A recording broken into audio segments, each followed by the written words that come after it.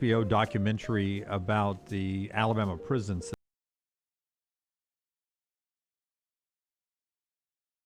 The prisoners' side, yeah. Yeah, I mean, it's well done, but, I mean, I think it is a little, according to some people I've talked to, a little slighted. It's well done, though. Yeah.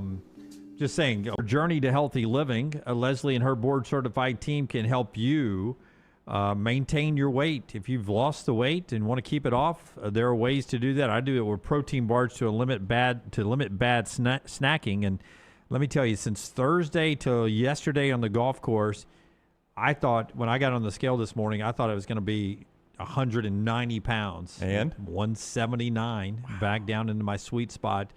It just works, man. It just works, and there are different ways you can lose weight.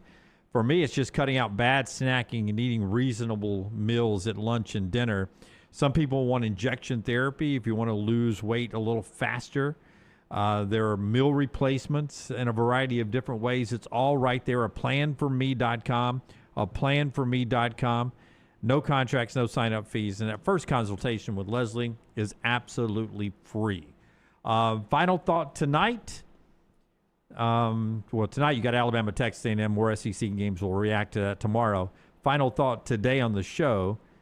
There was a time when Nick Saban was coaching that we thought he could leave Alabama and coach any sport and be successful at. Mm-hmm. He is in the process of helping the Nashville Predators hire their new general manager. He is a minority owner, and he is on the committee that is doing the research to hire the new general manager of an NHL hockey team. I fully believe he could take that job and do it well. Well, I mean, I would say if he's part owner of my team, why would you not use him? I think winners and driven people recognize winners and driven people. Yeah, 100%. Yeah. I mean, I don't know how well he would evaluate Nick Saban himself, hockey players, but I'm not doubting anything that guy does. Yep. 6 o'clock on Fox tonight. The delayed clash is going to be at the Bowman Gray Stadium, old school short track racing in North Carolina. It was supposed to happen over the weekend. Obviously, the snow pushed it to tonight, 6 o'clock. Main Fox for that tonight if you want to see a little NASCAR old school short track racing. We're back with you tomorrow at 9 a.m. Central Time. Don't forget, Brooks has...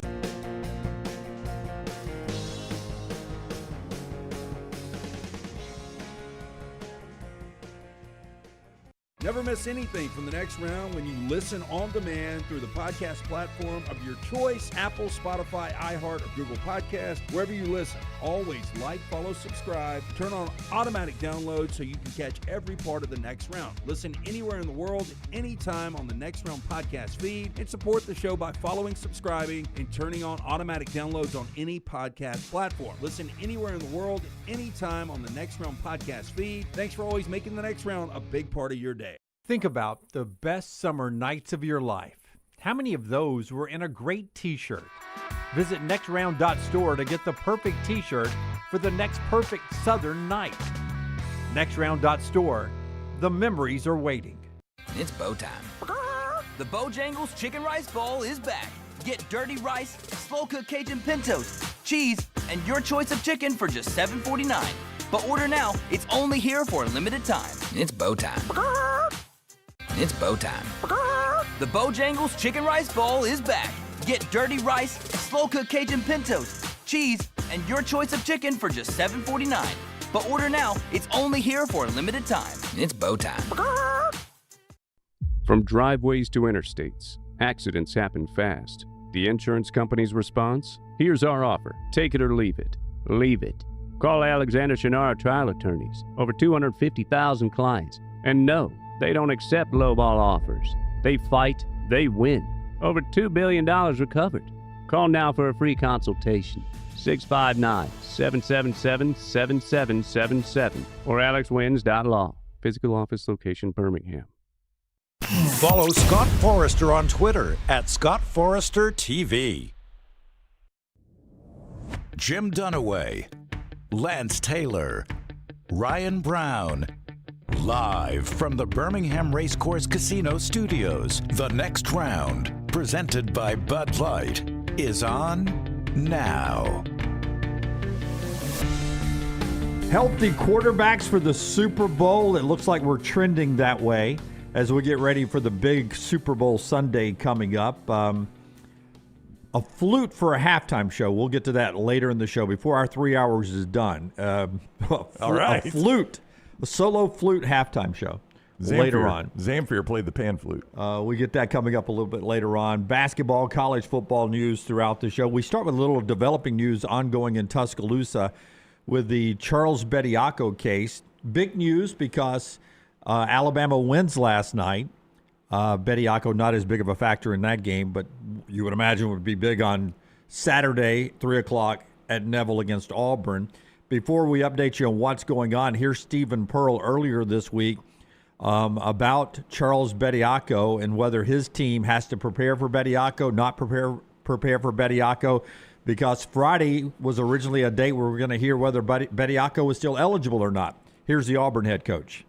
You have to prepare as if he's going to play, right? Because I would anticipate he's going to be out there. And, anytime you're playing a team, whether they're dealing with something like that, an eligibility question or an injury, right, you got to prepare for them as if you're playing with a full strength roster. And that's what we're going to do.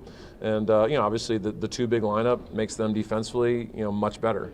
The one big lineup is where they probably excel a little bit more offensively. So you got to be ready for both. And, that's something that, we as coaches got to do a great job of in preparation for, a really good team. So, Brown, will Bediako play on Saturday? That is an excellent question, Jim. We do not know. His side, asked for an extension to the TRO yesterday, saying that they had given some discovery questions to the NCAA they would like answered. The NCAA, according to Emily Smar of the Tuscaloosa News and Mike Rodak of 24/7, has essentially said from their attorneys, Alabama's trying to run the clock. Or let me back up. That is a mistake by me. Bediako is trying to run the clock out here. We need to have this hearing. He's trying to run the clock out. These are unnecessary. And for delays. Bediako, I assume he's going to get paid whatever he was agreed to get paid, right? Yeah. Like, okay, I'll come out of the G League, but if this doesn't work out, you're still going to pay me that full amount. We bring it up right now because there's a phone call going on. It started at 8:45 this morning between the attorneys and the judge and all of that could bring the Bediako era to a close at some point this morning. Don't think it matters. I mean, he has not been a factor. He was not last night because of pace of play. Could he be at a different point? He could be, yeah. I just wonder if you're going to get, your 9-5 every night, which, it's a nice contributor.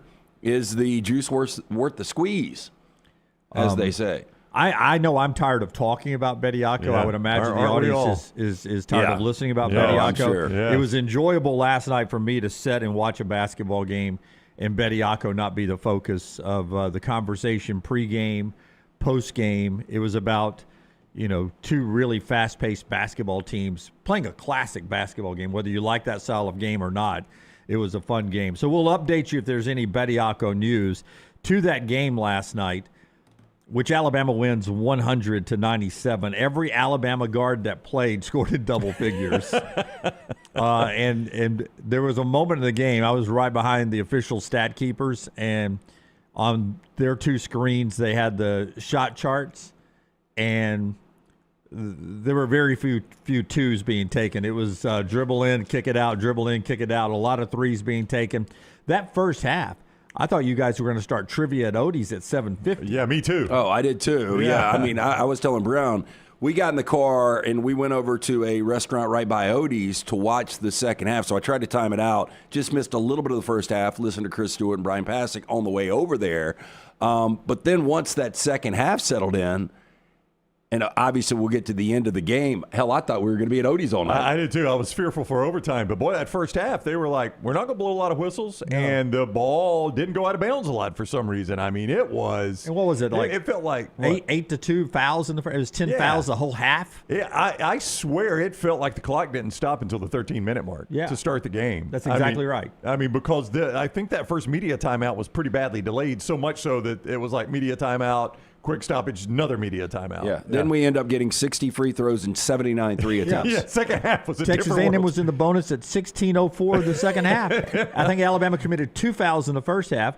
I don't think they changed the way they played defense. I don't know what happened. The second half, boom, you had 7 fouls at 16:04. Yeah, look, it was a fun game to watch, but I don't know if I like seeing 79 threes thrown up. Ooh, I don't know. I kind of do.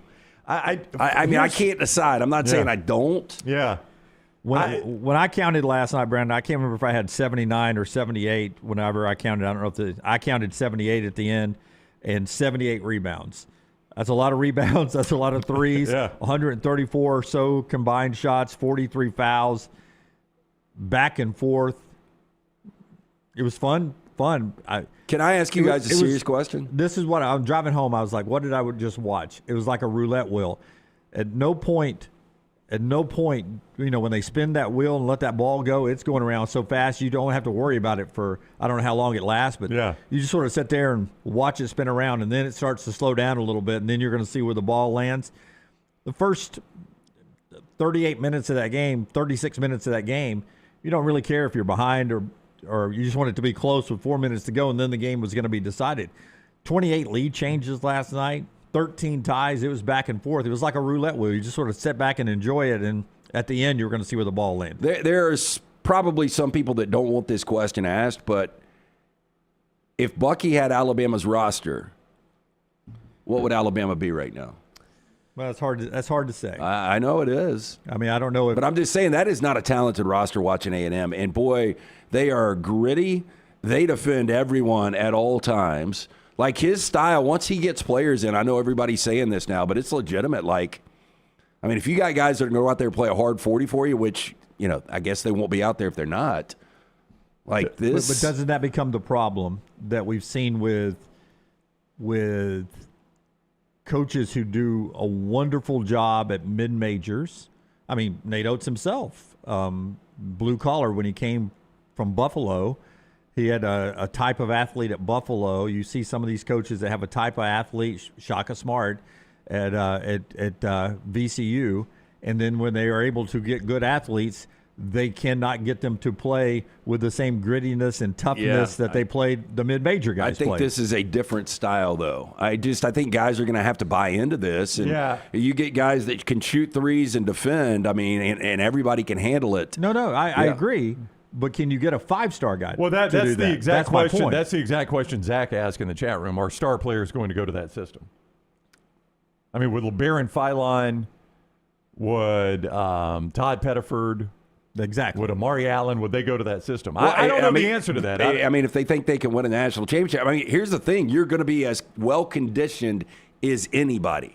No, there's no doubt about that. Now, is it getting me to the NBA? Well, I mean, look, you take a special skill set to be able to play in that offense and defense. I mean, you don't think NBA scouts are going to love guys coming from that environment to defend like that at all times? And that's the answer to the question is, will star players go play in that system? I get your point, though. Will star players go play in that system? If Bucky's pumping people to the NBA, heck yeah, they will. Yeah.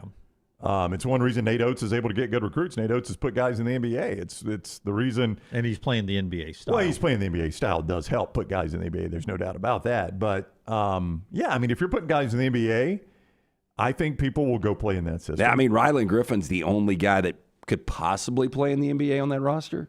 Wow, you think Rylan could play in the NBA? Well, just because, I mean, he is a bigger guard. He's 6'5". He can play, 2 positions, probably can guard 3 positions. I mean, I doubt it. I'm just saying if I'm doing a stretch here and trying to find a guy, he would be D1. Yeah. He was one of my favorite Alabama players, and he was a big part of Alabama making it to the Final Four and left for Kansas, and then now at Texas A&M to wrap it up, plays hard. But I think that shows you right there the difference in talent. Like, would anybody take Rylan Griffin over, obviously not Philon, but Wrightsell or Holloway? Yeah. I don't think anybody would. I think Holloway's one of the SEC leaders in three-point shooting this year. He was last year. Yeah. So he's killing it right now. Had a big night last night. Let's hear some of the post game. Let's start with cut number 3, Nate Oates, talking about how Alabama handled Texas A&M's press. And, this is, all due respect to Bucky Ball. He's got his own unique style. I saw him after the game, and they're 7-2 halfway through it. But this is a version of, it's different, but it's a version of 40 minutes of hell with Nolan Richardson. Man, they're going to come out and press you, and they're going to run, and press you. Mike Anderson did it for a little bit at UAB and some other places. It's a fun style to watch. And Nate Oates' team, with a lot of guards, never had 2 bigs on the floor last night. They decided, hey, we're going to play your pace, our pace. We're not going to try to slow it down at all. And here's Nate Oates on how they handled Texas A&M's press. That's the most anybody's pressed us since I've been here that I can remember. I don't think anybody – I mean, they pressed on every possession for 40 minutes. So nobody that we've played really has done that. We did a great job taking care of the ball. We did not do as good a job getting the quality shots that we'd like to out of it. You know, it's like 48 threes, and I don't mind 48 threes. I think you guys all know that. But they need to be 48 great threes, and I thought we rushed into a few, took some contested ones. And I told them I don't want to turn down open threes because when you turn down open shots against a team like this, you're bound to turn the ball over later. But I thought we took a few that weren't open. I mean, I felt like we could get a paint touch on every possession. They didn't, you know, we could get in the paint a little bit more, get them in the blender more often, end up with some more dunks, fouls, wide open threes. We weren't terrible with our shot selection, but it was not as good as what it needed to be. Yeah, well, that's what I thought too, Brown, is that they would dribble in sometimes, and I was like, and then they'd kick it back out. I was like, you're at the rim. It's just take the shot or get fouled. Take the shot. And they kept kicking it out. And Richard said that a couple times. He's like, man, they've got an easy layup with Bediako on the inside. That's not a great three because it's a contested three. It's not a wide open three, and you've got probably two or maybe a 3-point play in the paint right there. Well, and you're going to lose your legs sooner or later. I thought Alabama conditioned at least their guards. They held in there pretty well. I agree. I am fascinated to watch A&M in Florida this weekend.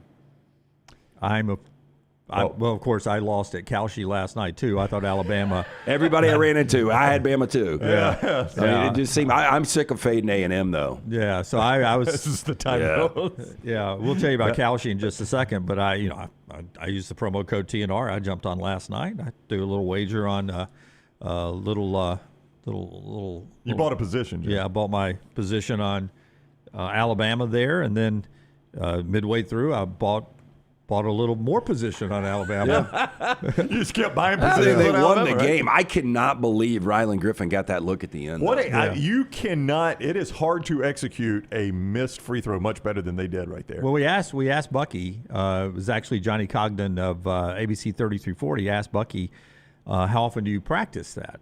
Because, they had to do one at Auburn. Yeah, and that one was very controversial. That was the disaster almost. How often do you practice that? And he's like, truthfully, you don't. You just, real quickly, you tell everybody, here's what we're going to try to do. And he goes, and Bucky was very funny. He was like, write this down. It's great coaching. I put my biggest guys out there, and I told them, when we miss it, jump up and just swat it backwards. Tip it out. Yeah. And who do they tip it to? Their best three-point shooter with an open look. I mean, it could not have been on his former court. Yeah. On his former Bucky court. said, I thought it was in. I thought we were going to overtime. Oh, it looked good. Yeah. It looked good. Yeah. I did too, and we were ready to kick off trivia. I was like, me and Brown were like, oh, bound for overtime. Hey, if you want to get a position on a lot of things in world events or sports events and anything, our friends at Calshi can help you out. It's so easy to do, and the promo code is simply TNR, right? That's it. TNR, $10 in will get you $10 in trade. It's that simple. How to trade using Calshi now that it's legally available in all 50 states. Brown did a tutorial for us. That's right. It's going to go up very soon. Scott putting the polishing touches on that. So if you're confused by Calshi, understandable. They realize that, right? We'll have a tutorial up on YouTube, and you can go watch it. And I hope I make it as easy as possible for you to start having some fun there. I think our tagline should be, it's so easy Jim can do it. Brown can explain it, and Jim I can do will it. tell you, though, be prepared. It's a wormhole because they've got so many different things that you can actually get a position on. From the pop culture to the politics. I did find myself looking at categories during TV timeouts last night while I was sitting in the arena. Like aliens visiting Earth? I figured I would not be around to see how that one turns up. I think that's a position you can take. You can't really cash in on that one, can you? I mean, anything you can imagine you can take a position on, they've got it right there. And again, sports trades, political trades, pop culture trades legally in all 50 states. If we use Super Bowl 60 as an example, you can only play who will win the game. What really makes Calshi so unique, they also very active in the other categories we talked about. Oscars coming up next month. Oh, I love that. You can put a position on Best Picture, Best Director, Best Supporting Actor. They've got it all available right there at your fingertips. What are we taking a position on tonight? I'm going to go back. I'm going to take Shoffley over Scheffler. Oh, And you're going to go today- head-to-head today, huh? Yeah, I saw that one up there early on. I like Shoffley over Okay. Scheffler in round 1 at the Waste Management out in Phoenix. Okay. By the way, our girl Lulu I s- Ribbon was at 16 again yesterday, a charity event. She parred the hole. So I was actually working out at the house and had the Golf Channel on, and they were live on the 16th, just chatting it up. And they showed Travis Kelce, who Stobbs won on 16. They showed Michael Phelps tee off, and they're like, and up next. And I look, and it's Lulu. I'm like, oh, she's playing with Michael Phelps. That's really cool. That's pretty awesome. So I texted her dad immediately, who then I saw was pretty much her caddy, and he was like, yeah, that was incredible on the 16th. Left it a little short and then pitched up Yep. and then drained the par putt. And the That's right. crowd went crazy. nuts, man. man. Yeah, that's awesome. They'll get her out before this weekend because I was telling Brown and Bo yesterday, I had an opportunity to go out this week. I wasn't going to do it because I've been one time. And when I went that one time, I was like, I will never go back. It's not really a golf tournament. Yeah, it's a Not party. on 16 is Not for at sure. 16. No, it's the whole place. Yeah. I mean, it's 16 gets magnified, but I mean, it's spring break. Back to Alabama, Texas A&M last night as Alabama gets to win. Auburn coming up at 3 o'clock this weekend. Give me cut number 5. Let's hear from Bucky, a guy who mom and dad Alabama grads, and he talked about the loss last night. Very proud of his squad halfway through the SEC season, tied for first place, battling Florida this weekend at 7-2 with a lot of road games already. When you have a game like that, it's a treat for the fans. I'm obviously from Alabama, and I like when you get to see good basketball. So if you would said years ago you get to see two teams play in a scrap in a one-possession games and both teams only score 200 points, everybody would say, man, where'd I sign up to get to watch that? It's tough that we didn't come out on the right side of it, but at the end of the day, we're halfway through the league. We're in first place of the league. We have 5 of our remaining 9 games at home. If I would have said that before the season, we got an opportunity to go to sole possession in first place here on Saturday. So if I would have said, hey, before SEC play started, what do you think? Would you sign up for that? We would say we'd sign up for that. And we have signed up for that. So we got to move on from this one and realize the opportunity that's in front of us. I mean, they averaged turning teams over 15 turnovers a game. Alabama had 6. That's what I was going to bring up. Like the positives out of this game, you win the game. It wasn't easy, but you go from turning it over 18 times against Florida to only turning it over 6 times against this A&M team. Vilon with 0 turnovers as much as he handles it.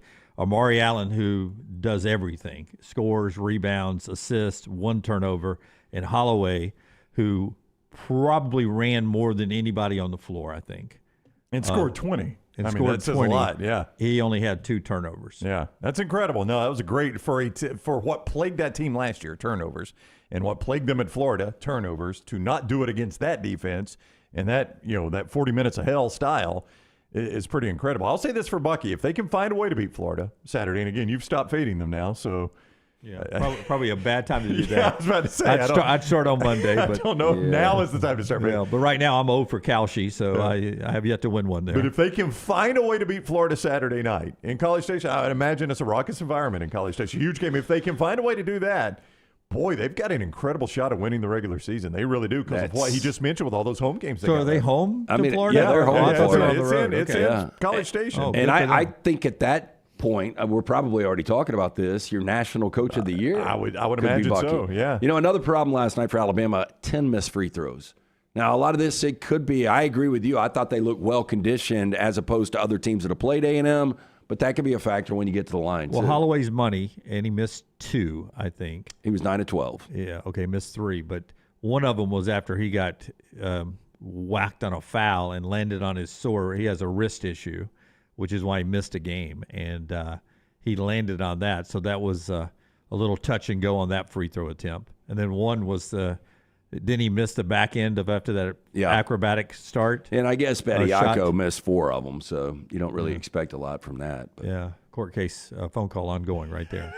Okay, that's Alabama basketball last night. We'll talk more about the Tide and Auburn coming up a little bit later in this show, and the Super Bowl coming up in just a second, being brought to you today by our friends at Toyota, Hoover Toyota, the place where LT has got his daughter a new car, got himself a new car. Everybody up here going to Hoover Toyota to get the best deals. Yeah, I know you had an opportunity to stop by and see our buddy Harold. Man, what a guy. He is such a guy. Incredible stories. Just awesome guy that actually sold me Leighton's car last December. Had an opportunity to get my own this past October. Bo went in for his son Billy. Got him a car at Hoover Toyota. I mean, I'm telling you, we're just buying them up at Hoover Toyota. They've got some left, I'm told. They do. Inventory left. They do. Hey, look, new, used, serving Birmingham, Alabaster, Vestavia. They've got auto service, genuine Toyota parts. They've been perfecting the art of customer service for over 20 years now with their philosophy to give information to their customers. Their inventory offers fantastic selection, and their on-site finance department provides affordable financing options. Even after the keys to your new vehicle are in your hands, they are there to serve you with the service and parts department committed to keeping your vehicle running smoothly. When you shop with Hoover Toyota, they want to keep you as a customer for life. That's why they offer the Red Carpet program that gives you ways to let your friends and family experience an amazing shopping experience with their referral program. Get in today. Check out their incredible deals. You can stop by right there on Highway 150. Tell them the next round sent you, or view their inventory and great pricing right now. Go to hoovertoyota.com. So, when Charles Bediako files this in a Tuscaloosa courtroom, he does so to get all the advantage he can, right, and find an Alabama-friendly judge and get all the favorable outcomes. The NCAA is the winner today. Judge Daniel Pruitt has sided with the NCAA, according to Mike Rodak, Bama 24/7. NCAA, on this particular issue, denying Charles Bediako's request to move his injunction hearing from tomorrow to next week, basically, or 10 days from now. So it appears the hearing will go down tomorrow, the same day, by the way, as Aguilar's. So it does go back to being a very big day, maybe even Trinidad Chambliss. A very big day for the NCAA tomorrow. Well, the head attorney for both the Aguilar case and the Bediako case, if you want a little rivalry, I don't know the last time Tennessee won anything in Tuscaloosa football-wise, but Taylor Askew is a Tennessee law school grad, Tennessee Tech football player, 37-year-old from a Nashville law firm. He's the guy representing the NCAA. So Taylor Askew with a little bit of a, I don't know if it's a win yet, but I don't know if you can take a position. He just scored a touchdown. Hey, Kalshi, would you take a position? Do you feel better about Aguilar or Bediako moving forward? Bediako moving forward. Bediako. More than Aguilar. Oh, I kind of lean Aguilar. Do you really? Yeah. I actually think both. But if I had to pick one, I think I'd go Bediako. Well, it's the Trinidad Chambliss one is the one that is mind-boggling to me. Yeah, we could approve that right now. It just I thought that was a slam dunk. But yesterday, the NCAA denied Trinidad Chambliss a 6-year of eligibility. Ole Miss and Trinidad are still going to explore it, but he's just looking for a 6-year of eligibility, and they've got 91 pages of medical records from 2022 at Ferris State talking about his respiratory issues that he had. And they keep going back that the Ferris State basically didn't file the proper paperwork, the timely manner, the way they were supposed to. This kid can't be penalized because Ferris State. Yeah, that Ferris State didn't have the staffing that Ole Miss or Alabama or somebody else has in the SEC. Well, I'll tell you what, if it was Ole Miss that did this, you think there'd be a lawsuit on Ole Miss from the Chambliss camp? Yeah. Oh, yeah. So, it's probably the same guy that is the assistant baseball coach, probably the first base coach at Ferris State. He's also the one that's got to go file this stuff. I mean, this is not an SEC program we're talking about here. I was my senior year, I was the women's basketball SID at Montevallo. Yeah. Ferris State's D2, I think. Same thing Montevallo is. I mean, wait. You were the SID for women's basketball? Yeah. How did that work? Was that a paying gig? No, it was just something I volunteered to do for credit. Did you travel in the little van with them? Little white van, yeah. You got course credit for that? Yeah. I'll be dang.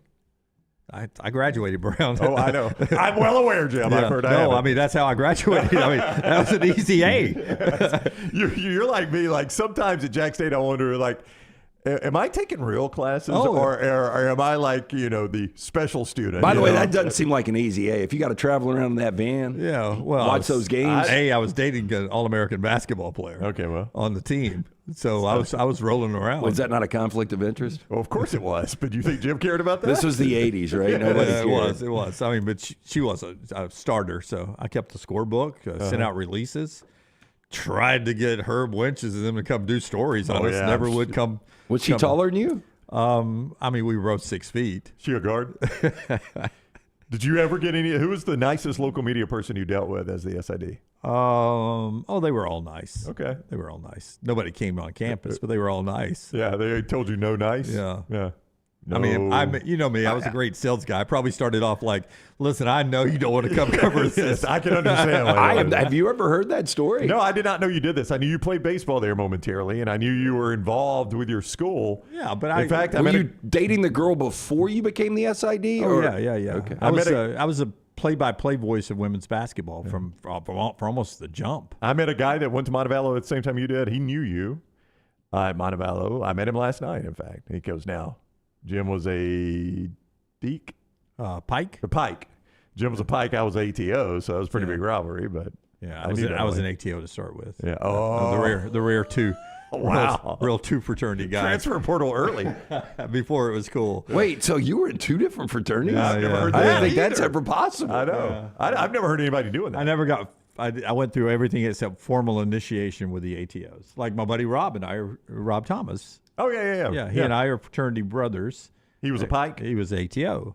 Oh, he's ATO. Yeah. Well, how are you fraternity brothers? You were never an ATO. I never got formally initiated, but I went through. We were pledge brothers together. Oh, pledge brothers, Went through okay. informal initiation, everything except the formal initiation. So you did all the hard stuff except for getting initiated. That's right. That makes That's sense. right. And then I, because of financial reasons, had to set out a semester when everybody went through formal initiation. Oh, okay. So when I came back, I was friends with a lot of seniors. They had graduated and just wasn't involved. Didn't really have the money to pay the dues or anything. So not until my junior year, I ended up being a Pike. Apparently, they were rivals with the ATO. I did Oh, not yeah. know. No, absolutely. I did not know that you had history. Yeah, I was on winning sides of both games. Yes, Yeah. that's right. I won one for Auburn and one for Alabama. Notice how I made the ATOs Auburn and the Pikes Alabama. All right, so when we come back, we'll get to some college football news other than what's going on in the courtroom. Lane Kiffin was talking yesterday, and if you think Lane is any different as the LSU coach as opposed to the Ole Miss coach, no, he's still got some pettiness, some smack talking, some rivalry in him. We'll tell you what he did yesterday at our news conference. We'll hear from the Auburn coach as well. The show being brought to you today by our friends at Bojangles, which gets us going in the morning. You can make it bow times at Bojangles. They've got those heart-shaped Bowberry biscuits right there. Now, listen, a Bowberry biscuit at any time is great.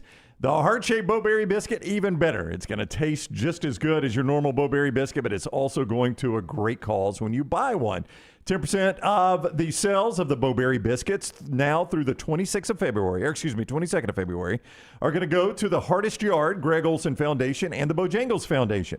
These contributions will support heart care services and research in the communities that Bojangles serves. So swing by in your mornings on the way to work or the way to school and grab that heart-shaped Bowberry biscuit and help a great cause at Bojangles. Make it bow time. And our friends at Urology Centers of Alabama, guys, early detection can save your life. We, back in November, went through Prostate Awareness Month, Prostate Health Awareness Month.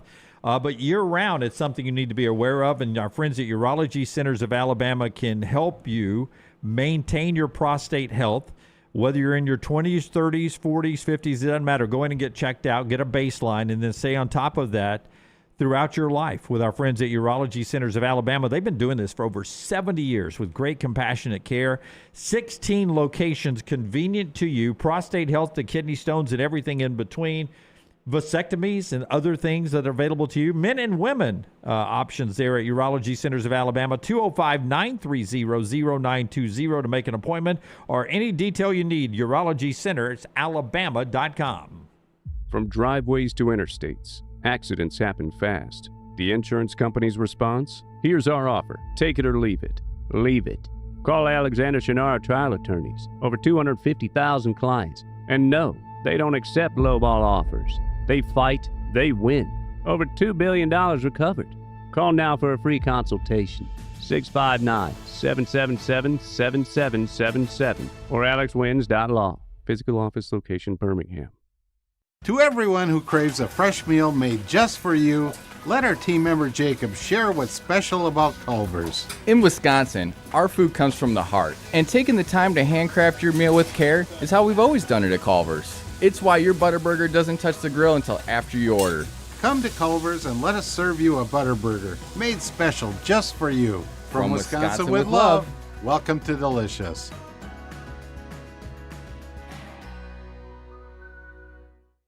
At Central State Bank, we are large enough to serve you and small enough to know you. Manage your money with ease, whether it's mobile banking, hassle-free checking, competitive loans, business solutions, or personalized financial advice. We're your hometown bank with big-time service. Visit us today and experience banking made simple, because at Central State Bank, you come first. Member FDIC. Remember the name Way to Wellness if you're battling weight loss in your life. I'm Jim Dunaway from The Next Round. There was a time I was over 216 pounds until Way to Wellness helped me lose 45 pounds, and now for over 2 years, they've helped me keep that weight off. Here's their website, aplanforme.com, aplanforme.com. That's a great name for a website because there's no cookie cutter plan. Everything is designed specifically for you. No contract, no sign-up fees, and your first consultation is free at Way to Wellness. Hey, let me tell you about our friends at Urology Centers of Alabama. Compassionate and comprehensive urological care with 35 physicians, 17 locations across Alabama. Their patient-centered approach to all of your urological needs. Remember, they've got that new men's health center. It is beautiful, helping men with a wide range of sensitive male issues in a comfortable environment. You can always go online, visit urologycentersalabama.com, schedule an appointment with one of their many urologists today. Hey, for all of your IT and printing needs, reach out to our friends at Xerox Business Solutions. Look, I'm still one of those old school guys. I print my notes every single day for the show. If you watch the show here on The Next Round, you see all the notes in front of me. From day one, Xerox Business Solutions, they've been with us here at The Next Round. Local for over 45 years. For all of your IT and printing needs, visit XeroxBusinessSolutions.com or call 205-969-3000. That's 205-969-3000. Hey, Lance Taylor from The Next Round to tell you about one of our favorite places for breakfast, lunch, and dinner. That is Hamburger Heaven since 1982. Hamburger Heaven has been serving Birmingham's best hamburgers, cheeseburgers, French fries, hand-spun milkshakes, and sandwiches made fresh to order. All of their ingredients are fresh and prepared daily. This includes their beef, always fresh, never frozen, hand-pattied each and every day. For breakfast, lunch, or dinner, visit any of the 4 locations, Highway 280, Irondale, Gardendale, and Homewood. It's bow time. The Bojangles Chicken Rice Bowl is back. Get dirty rice, slow-cooked Cajun pintos, cheese, and your choice of chicken for just $7.49. But order now. It's only here for a limited time. It's bow time. It's bow time. The Bojangles Chicken Rice Bowl is back. Get dirty rice, slow-cooked Cajun pintos, cheese, and your choice of chicken for just $7.49. But order now. It's only here for a limited time. It's bow time.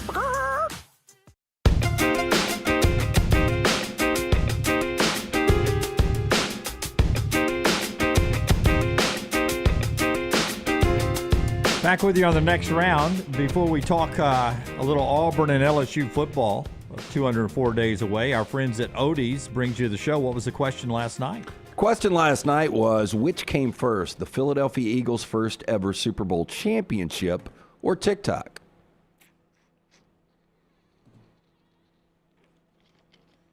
So you're telling me the Eagles didn't win one until... Recently. I would not bring this up to Coach Herm when he was with us at 10 because I remember the confetti. He does not like confetti. So Brooks in the back brings up a great point. Oh, boy.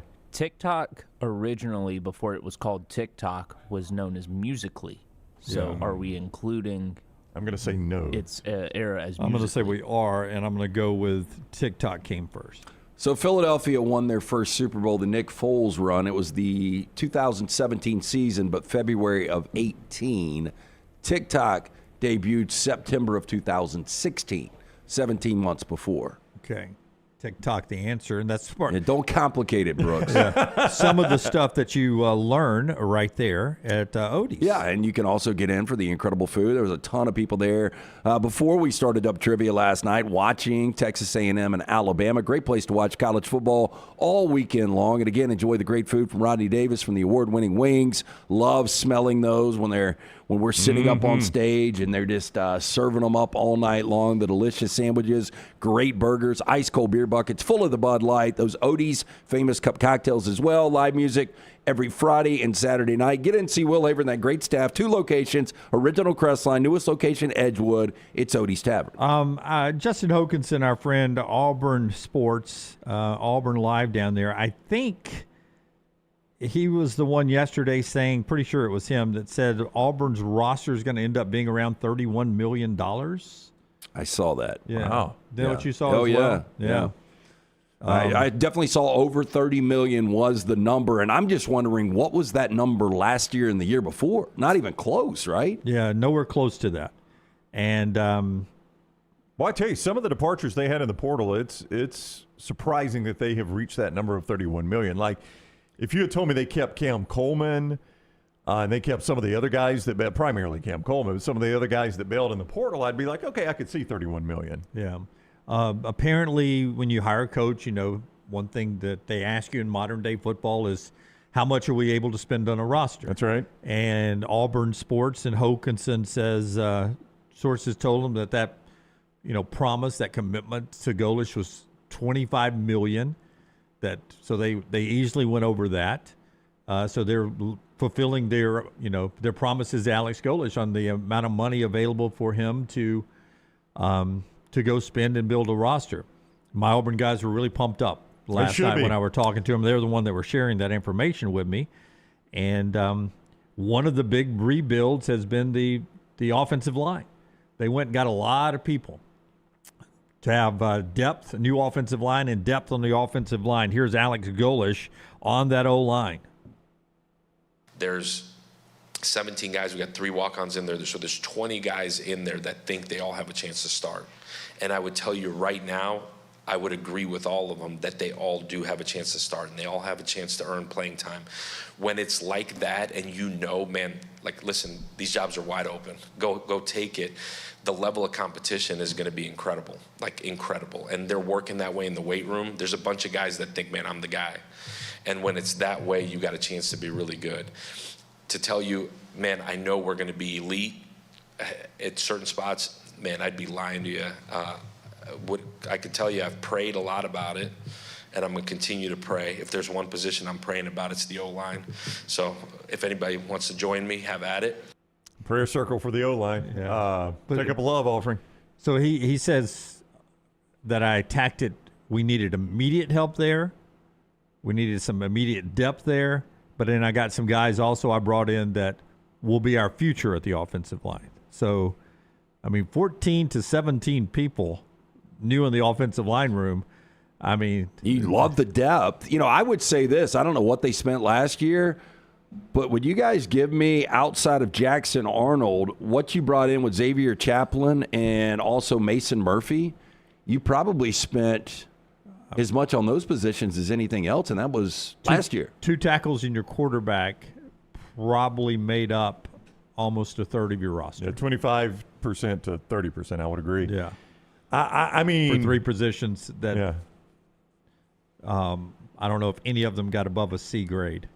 Oh, quarterback definitely. Quarterback was an F. Yeah. I don't like sometimes just because a coach says something is going to be good doesn't mean it's going to be good. Oh no. And just because a coach says something's going to be bad doesn't mean it's going to be bad. But I'm an Auburn fan. If I'm an Auburn fan, I hear my coach say, if you want to pray about something, pray about the offensive line. I get nervous. I know he said that jokingly, but I would say Alex Golesh is clearly, if not concerned, unsure about his offensive line. Perhaps even concerned. If he's praying about it, I would say concerned would be the better word. But loves the way it looks on paper. Loves the way it looks on paper. But is unsure about it right now. I'll tell you this, though. He sounds prepared. I hate to say this about Hugh. Hugh's a fun guy, all that kind of stuff. But it seems like Golesh has a plan for everything. And so, to me, the organization, I mean, that's the first start to people that are highly successful are very, very organized, typically. Very, very organized. Now to Lane Kiffin on the other side of the street in the SEC at LSU. The expectations are different in first-year coach Lane Kiffin down there. We'll hear what he said on the Bayou after LT tells us about our friends at Crane U. Crane U wants to let you know, if you are a current crane operator, you run a company that has cranes involved in it, you can get the crane training you need today. If you're looking for that new career, or if you just need the further training to advance your current one, our friends at Crane U offer the comprehensive state-of-the-art, fully stocked training facilities for mobile cranes, overhead lifts, or forklift training. If you want to use your own equipment, the team at Crane U will come to you. On-site, on-location training offered nationwide. Make that job easier, your job site safer. Crane U also offers certification, safety inspections to ensure the safest environment possible. Call today, 855-CRANE-U. Mention the next round, 10% off all the great services. You can also go online for more information, craneu.com. JohnstonRVCenter.com. If you are looking to find an RV to go see America in, you can do that at Johnston RV Center. I-65 exit 304 in Coleman, 334 in Decatur is where you find them, and always online at JohnstonRVCenter.com. They got an open house. Now, it's a couple weeks away, but I want you to go ahead and make plans, put it in your phone, set the alert so you'll know. February 27th through March 1.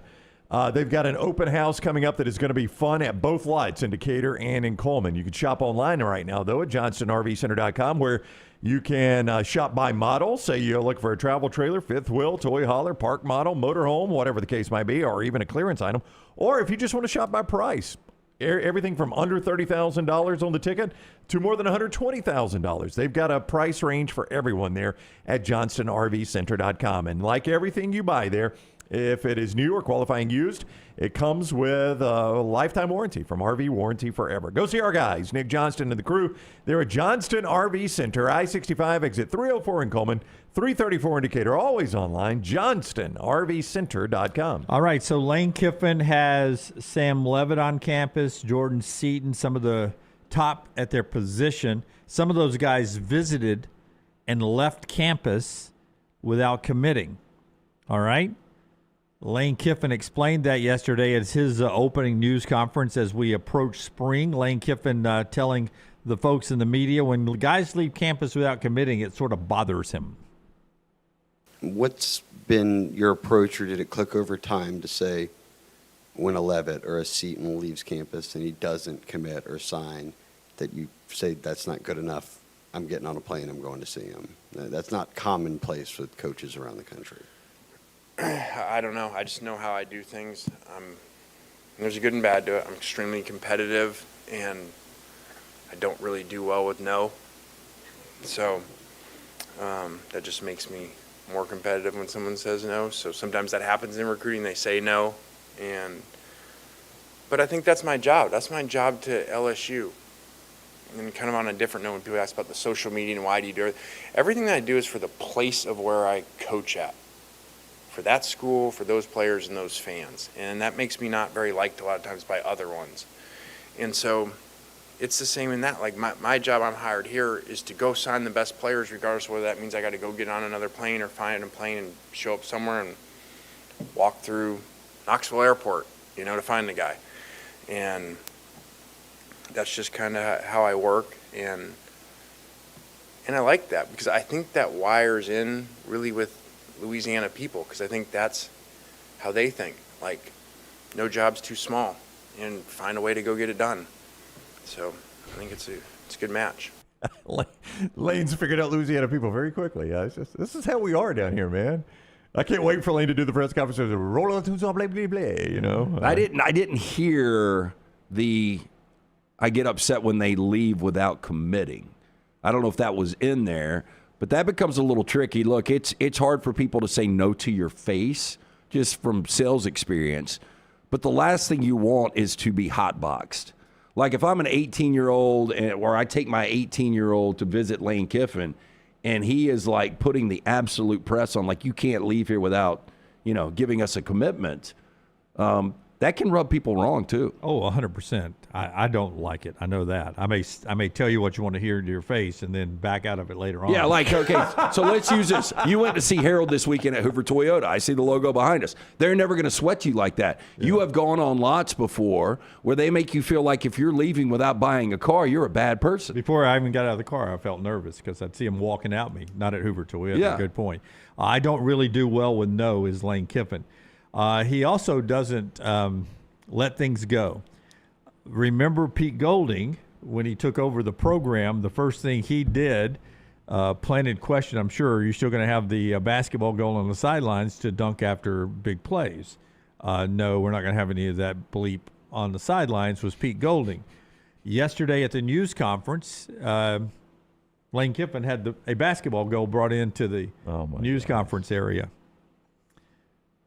I mean, that's not usually there for those that are he wondering. Is so petty. I mean, that's Lane, though. I mean, to his point, like what he just said in that last soundbite you played, I do this for my fan base. It makes me an enemy in other fan bases. I accept that. I do it for my fan base. I guess LSU fans are eating this up. I guess they like having the basketball goal if it's on the sidelines. And, yeah, I always thought that was kind of a hokey thing for Ole Miss. But maybe LSU fans will eat it right up. Yeah. Oh, I don't know if he'll do that. That was a direct shot. You know, they've done different things. Remember, they had Knox one time with a fire extinguisher, blowing that during kickoffs and stuff. So it'll be interesting to see what he does there. But Lane's going to lane, and he's going to keep laning down at LSU. He's not going to change. I mean, if you thought getting a premier job was going to make this guy any different, it's only going to magnify him. That's right. Higher profile. Yeah. Foot injury for Sam Levitt required surgery back on October 31st. Lane did say yesterday that he will throw during spring. He will work on 7-on-7, but he will do no team drills, no contact, none of that. No chance to be fallen on during the spring coming up as his foot fully heals from that October 31st surgery that cost him missing a few games in his last stop at Arizona State. A new job, it looks like. Mike Loxley apparently is on the verge of adding Jeremy Pruitt to the Maryland defensive staff. Thoughts? I think this is a massive development for SEC schools. He will not stay at Maryland very long. This is a one-and-done situation. Yes. And I don't care what Maryland's defense gives up. You have got him eligible. I think that there is a track record with Jeremy Pruitt. There is a lot of respect amongst coaches with this guy. So I agree with Brown. I mean, it's great for him to finally be able to get out of those woods. Yeah, I mean, this will be his stepping stone back to the SEC. So I don't. It really seems silly that he has been in this situation for so long. I agree. Some of the stuff we let go now, and that Pruitt has been in this long. He's been in the wilderness. I mean, he was an assistant coach at Plainview, which is, for those that don't know, a very small high school where he's got roots, but a very small high school in Alabama. His dad's a legendary coach. Right. He's been helping him out there. Yeah. He was not a GA, even an analyst at Jacksonville State. That was his step back into college sports, which that's very short-lived. That just showed you, right, when we did that story that he had been cleared to be an analyst at Jacksonville State, we were like, that will not last long. All it took was one school taking a risk on Pruitt, and everybody will clamor to hire him. Loxley, who obviously knows him from his time in Tuscaloosa, or at least, his association with Alabama and Pruitt and facing him, makes it a very quick hire. I will be stunned if he's not back as an SEC defensive coordinator within 2 or 3 years. Stunned. Again, I go back to, I have talked to Alabama players that were on Alabama's defense when Kirby Smart was the coordinator, right? And they respect the heck out of Kirby, but they're like, Pruitt is the best defensive coordinator Alabama has had. These are guys that played for Kirby and not for Pruitt. I mean, like, you could understand it if it was the Pruitt guys, but these are Kirby guys that played for Kirby Smart, and they're like, Jeremy Pruitt's the best coordinator Alabama's had. Was Pruitt the defensive coordinator in 2013 at Florida State? I believe that is correct. Yeah, yes. He was. Yeah, that's where he won his first national championship. Then he went to Georgia, didn't win a national championship there, and then came to Tuscaloosa and took over and followed Kirby Smart and won more there. Yeah, 16 and 17 was at Alabama. Where do you think he ends up being a fit? I know this is projecting way out. I mean, is there a chance he could ever come back to some of his former schools? I guess he could. Not at Tennessee. Not at Tennessee. Yeah, that'll be the one that he can't. Like, if Schumann ever gets a job at Georgia, you got to think Kirby would love it. Yeah. Love it.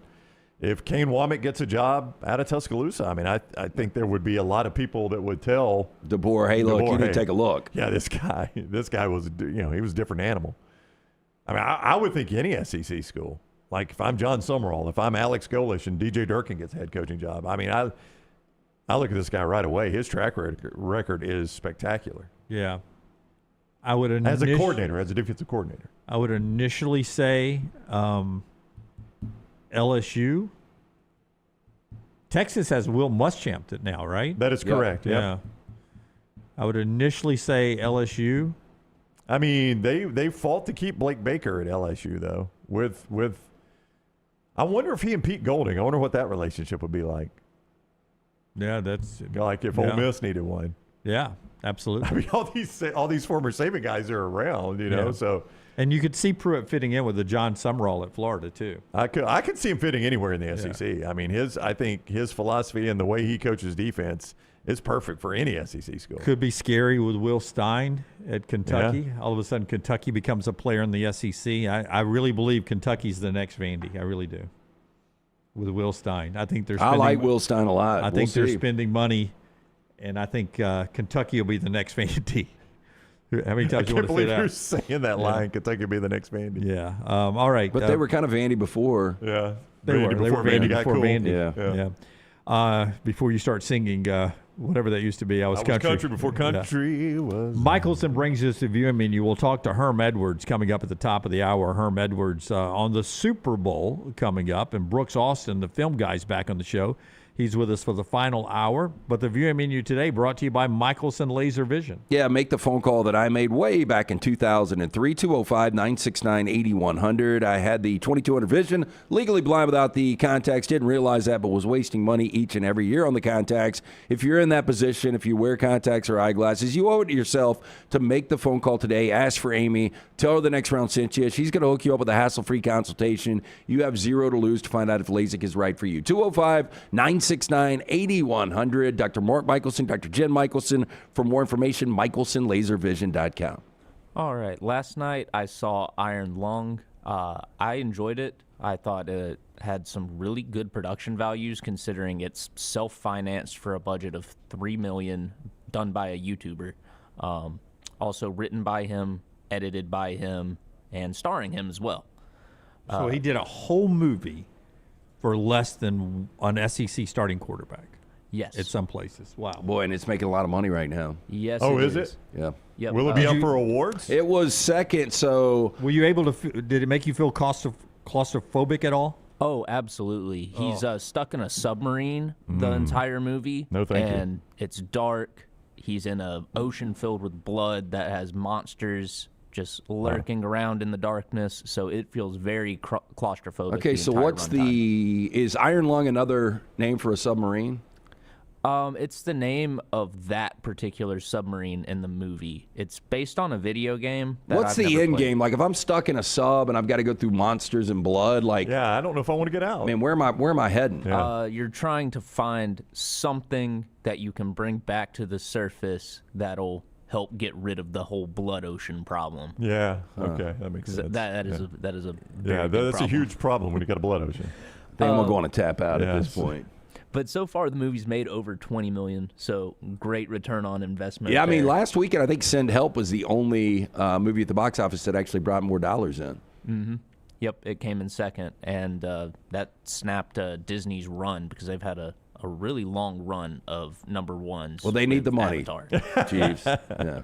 Well, they throw a lot of money away on Disney Plus. But moving on, today I've got a double feature. First off, it's going to be what is possibly going to be the worst movie of the year in The Strangers Chapter 3. This is supposed to be the end of this rebooted franchise, and this movie is going to piss me off, but I'm going to see it anyway. Okay. The first one was absolutely abysmal. Strangers Chapter 1, not to be confused with the original The Strangers starring Liv Tyler, which is really great. The whole premise is that there are these crazy people. They like to break into people's houses. And with this new franchise, they're trying to give backstory to those people, and it completely defeats the point of the original movie. So I'm going to be watching about 90 minutes of Stupid with Strangers Chapter 3. And then I'm going to follow it up with Whistle. A group of high school misfits inadvertently come across an ancient Aztec death whistle. Blowing it summons their future deaths to hunt them down. As the body count increases, they investigate the artifact's history in hopes of halting the sequence of events they have set into motion. And it stars Daphne Keene, who played X-23 in Logan, Percy Hines White, who was in Wednesday, I believe, and Nick Frost, the comedian. So why would you blow the death whistle? I don't know why you would. That's a good question. I'll blow that I'd one. throw it out the window. Yeah. That's just a good premise for a horror movie. You got this ancient artifact, and then, high schoolers start messing around with it. You're not supposed to play with an embalmed hand and talk to me, but they do it anyway. And then all the time. All the time it happens. And then finally, on viewing menu today, new release at the movies, Solo Mio. Left at the altar in Rome, a heartbroken man chooses to go on his honeymoon alone. As he navigates the city meant for two, he begins a bittersweet journey of self-discovery. And it stars Kevin James and Allison Hannigan. Oh, she's the redhead girl from How I Met Your Mother. Yeah. Okay, yeah. And that is what Tyler's watching, brought to you by our friends at Michelson Laser Vision. When we come back, Herm Edwards joins the show, brought to you by our friends at Bud Light. Easy to drink, easy to enjoy. We get ready for the big game coming up between the Seahawks and the Patriots with Coach Herm next on The Next Round. Take the next round anywhere you go with official Next Round gear. Buy yours today at nextround.store. Hop in.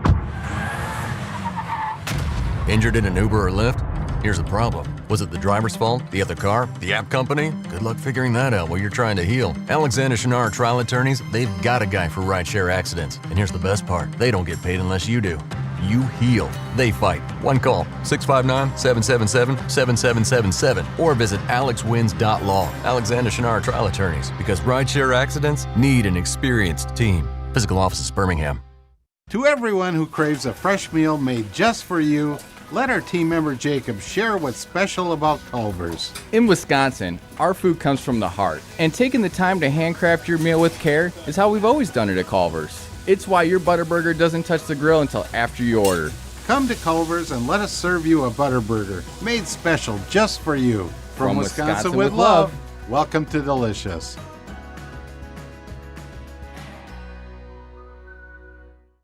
At Central State Bank, we are large enough to serve you and small enough to know you. Manage your money with ease, whether it's mobile banking, hassle-free checking, competitive loans, business solutions, or personalized financial advice. We're your hometown bank with big-time service. Visit us today and experience banking made simple, because at Central State Bank, you come first. Member FDIC. Hey, there's nothing worse than waking up to a plumbing problem. Don't get caught in a flooded house. Call the guys at Hemp Hill Services. Adam, Chad, and the team at Hemp Hill are the only ones I trust to fix it and fix it right the first time. Hemp Hill Services does it right and always at a fair price. For all of your plumbing, cooling, and heating needs, trust the name that Birmingham has trusted since 1954. That is Hemp Hill Services. Call now, 205-229-2090. That's 205-229-2090. Big game right around the corner, and you're looking to entertain, and you've got to have the great food. You can do it from our friends at the New York Butcher Shop. A couple of great options. The smoked chicken wings, $11.99 a pound, available Saturdays afternoon. Quantities are limited, so reservations by Thursday suggested. Also, the Super Bowl Boston Butt Sale, $39.99, reservations only, completely smoked from Jim and that great staff of butchers at the New York Butcher Shop. Two great locations for you, the original Cabo Heights, Highway 119 in Greystone. Rare quality, well-done service, the New York Butcher Shop. Hey, let me tell you about our friends at Urology Centers of Alabama. Compassionate and comprehensive urological care with 35 physicians, 17 locations across Alabama. Their patient-centered approach to all of your urological needs. Remember, they've got that new men's health center. It is beautiful, helping men with a wide range of sensitive male issues in a comfortable environment. You can always go online, visit urologycentersalabama.com, schedule an appointment with one of their many urologists today.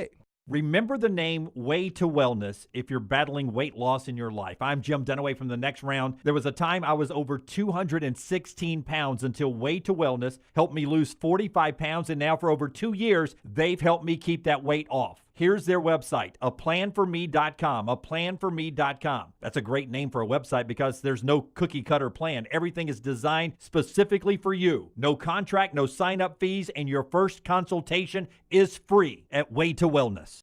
It's bow time. The Bojangles Chicken Rice Bowl is back. Get dirty rice, slow-cooked Cajun pintos, cheese, and your choice of chicken for just $7.49. But order now. It's only here for a limited time. It's bow time. It's bow time. The Bojangles Chicken Rice Bowl is back. Get dirty rice, slow-cooked Cajun pintos, cheese, and your choice of chicken for just $7.49. But order now. It's only here for a limited time. It's bow time. Jim Dunaway, Lance Taylor, Ryan Brown. Live from the Birmingham Racecourse Casino Studios, the next round, presented by Bud Light, is on now. Hour 2 Super Bowl weekend.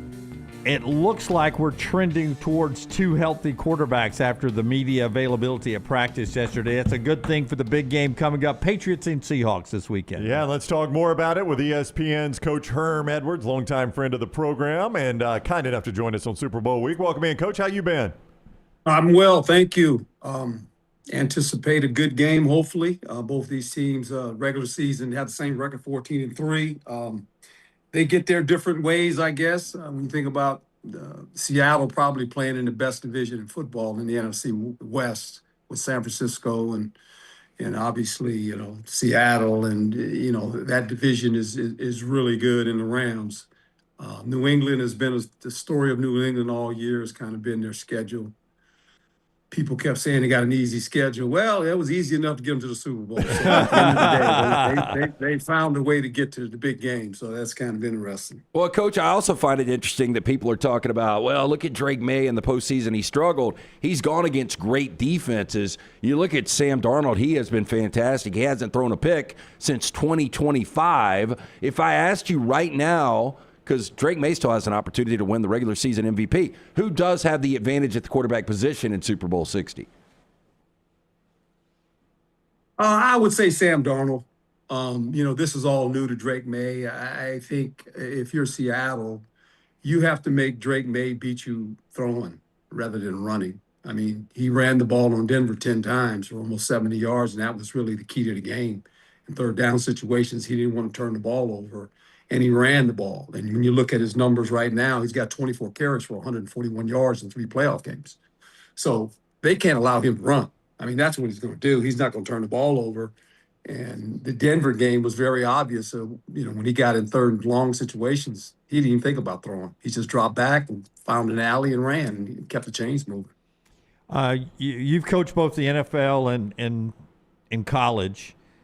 You can't when you take over a program or a franchise like Mike Vrabel, you can't go and recruit 25 guys and bring 20 guys out of the portal. What did he do right in his first year at New England, and how are they in this position? How wowed are you by a first-year coach getting to this point?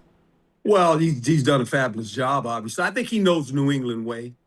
I mean, they're the Patriot. They call it the Patriot way. I can remember hearing that numerous times when I was with the Jets. I said, "What is the Patriot way?" I don't.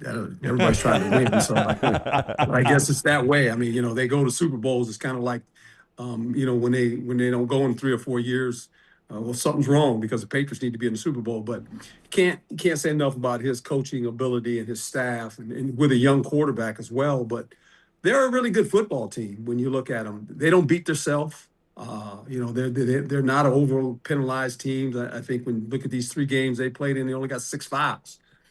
They're not turning the ball over. They just play very consistent. They're balanced on offense, and I think their defense doesn't get them enough credit. They had a good defense all year. These guys were only giving up like 19 points a game, and that's a good thing because when you have a young quarterback, you're going to go some possessions where they go 3 and out. When you have a defense that can keep the score down where there's no pressure on the quarterback to always have to score every time he has the ball. Because, the NFL is a unique league. I mean, you get anywhere between 12 and 14 possessions according to how the game is being played. And those possessions are critical on offense. And when you go 3 and out, you just lost the ability to score.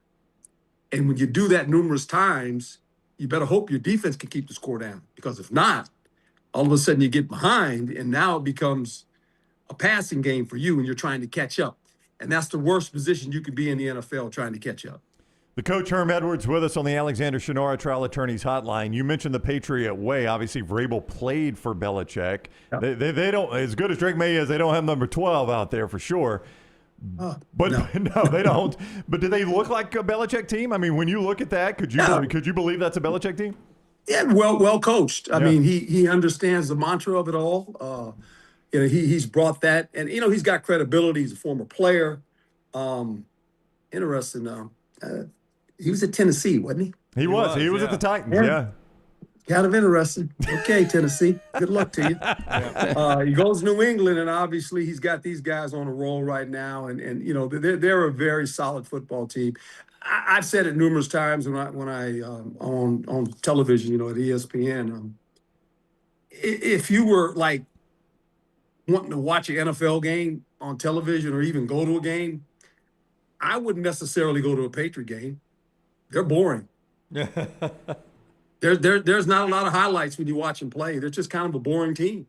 They're not like, okay, what am I watching here? Hey, you're watching a team that won 14 games. That's what you're watching. But they're very methodical. They don't get in their own way. They just kind of do things, and before you know it, they win another game. And you go, hey, they won that game too? Yeah, they won another one. So I wouldn't pay to watch them. I turn the station. But I say that in being humorous, but Patriot fans are probably mad at me because I said that, but I really don't care. I ain't worried about that. I'm just saying it kiddingly, but they're just one of those teams that just they found a way to win, and they play well together. There's no doubt about that. Hey, by the way, letting Vrabel go out of Nashville, down here we call that the Titan way, letting something good go. That's the Titan way. Hey, so Coach, 124 million, around that number, watched Kansas City and San Francisco, or I guess it was Kansas City, San Francisco 2 years ago was the last ratings I got. You played in this game 45 years ago. 68 million people watched you guys. So obviously there is a difference where Super Bowl is now to where it was then. I mean, how different was it as a player, though? Oh, the anxiety is the same, whether you played back in my era or you play now. I mean, it's the Super Bowl, and that's what you say. And it doesn't hit you until you go out in the pregame warm-up. And you're actually saying, this is the last game we're going to play this year. Oh, by the way, it's the Super Bowl. And you hear all the noise outside and all that stuff. And then all of a sudden, when you get into the stadium and you put your uniform on and you walk out there in the pregame, you actually look and you go, we're in the Super Bowl, man. And if you've never been, obviously, it's the biggest game you can compete in as a professional athlete in football. And it's become watch TV. I mean, I laugh, I can remember coming in the league and the commissioner would go to all the teams. This was Roselle, and he says, we have to all understand something. We have to protect the shield. And when you're a rookie, you don't really understand what he's saying. He's talking about the shield, man. He's talking about the NFL shield. And he said, we all play under the shield. And there wasn't even 32 teams when I came in the league, by the way.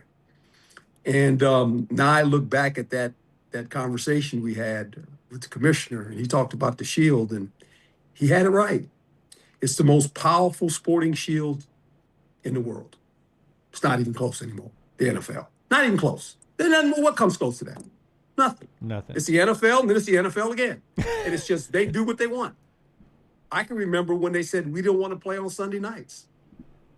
Because it's a night where families eat dinner. We don't want to disturb that. It's a family day. We'll play during the day. These cats play on Monday, Thursday, Friday, Saturday, Sunday night. They just do whatever they want to do. It's the NFL. I mean, what's better than the NFL? Nothing. Even if you're not a fan, you're going to watch the NFL. You say, I got to watch it. I mean, and now betting's in? Oh, man. That's taking it to a whole different level, right? So fantasy football, I mean, it's amazing where this thing has gone and how big it is. And it's good. If you're a football fan, it's great. Having played it and coached it, you talked about the moment in the Super Bowl or just in a big game or a big moment in a game.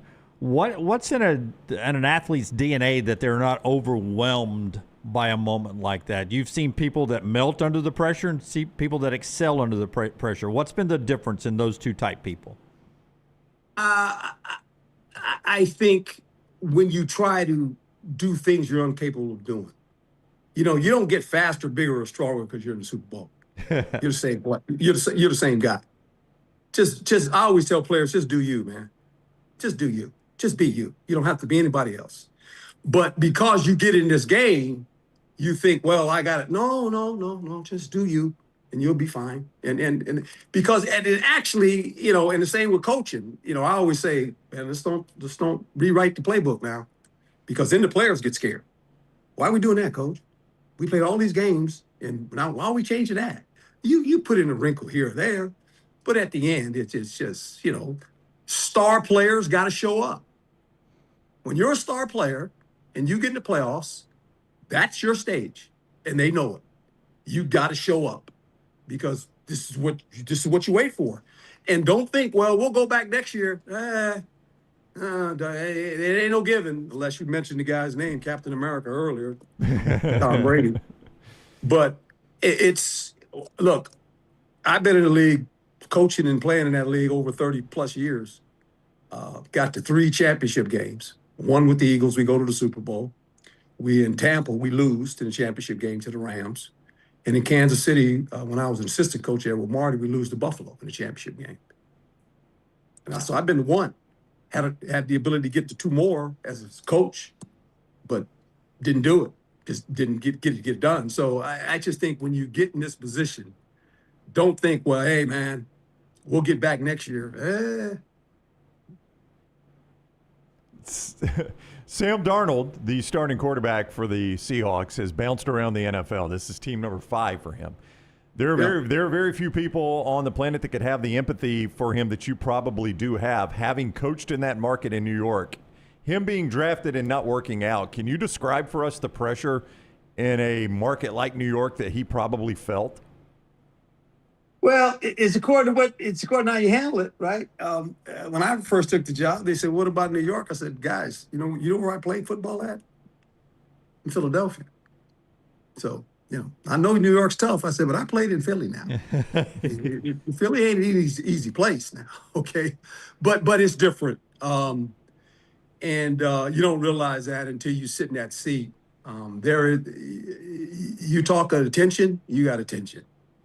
And I think the whole key is you always make sure that the message you send, you use the media to send the message to your team. You don't allow the media to send the message. You send the message. And you got to stay ahead of it. You got to know what you're going to say. You got to know how to diffuse things, because these players, man, they get hit from all different angles, and there's always somebody looking for a story. And you got to make sure you write the story. And those team meetings are very important. Every Monday when you meet, whether you win or lose, okay, this is what I'm about to say. You guys can say what you want, but this is the summation of what just took place last Sunday. Make sure we're all speaking the same language, because everybody needs to be on the same page. A lot of memorabilia behind you right now. Is there one game ball that is more special than the rest? I would say I've got a few, but personally, wait 1 second. Oh, I love this. Coach going to get us the one. I don't know if you can see this. You see this one right here? Oh, yeah. You see that there? Your first NFL interception. Oh, wow. Wait, who was this off of? I think it was off somebody very, very special, right? And I watched him in 1968 win a Super Bowl with the Jets. It was Joe Namath. Joe Willie. wow. So your first interception was Broadway Joe. And he was with the Rams. With the Rams. It was in the LA Coliseum. And I can remember like it was yesterday. I walked out there, and I'm a rookie. It was my rookie year, and I was a starter, obviously. And, I'm looking across the field. I'm going, man, I just want this dude win a Super Bowl in 68. And as I'm playing against Joe Willie. And I was like, oh, boy. In the second series, I said, he's probably going to throw it deep on me because I'm a rookie. I was correct. He was throwing to Harold Jackson, the goal route on Harold Jackson. I ended up intercepting it. So it was in the Coliseum then. This is when the Rams played in the Coliseum. And we're walking the games over, and I have the ball. And I'm walking, and Joe's in front of us. And I got the ball, and I'm asked some of the guys, I said, hey, you think if I went up to Joe, man, he'd sign my ball for me? They said, no, Rook, don't do that. Don't do it, Rook. No, but it's kind of interesting because when I became the head coach of the Jets, Joe Willie was at the press conference. And he walks up to me, and I said, Joe, thanks for coming, man. I said, and he looks at me, and I said, I got this ball. He goes, did you pick me off? I said, yeah, I got you my rookie year. So did he sign it? No, I didn't want him to sign it, but we laughed, and I got it autographed. I mean, I got it made up. It was my first NFL interception. But when you've been in the league that long, I was very fortunate to be on a lot of good teams as a player, obviously, and coaching some teams as well. So you just got a history of it, man. It's your history is your history, and every ball means something. For sure. But is that a void being around the league that long and not having a Lombardi trophy, not having a ring? Yeah, but it goes to show you how hard it is, and it's just, you always strive for that. We got, like I said, got the 3 championship games, won the one, and got into the Super Bowl and lost to the Raiders.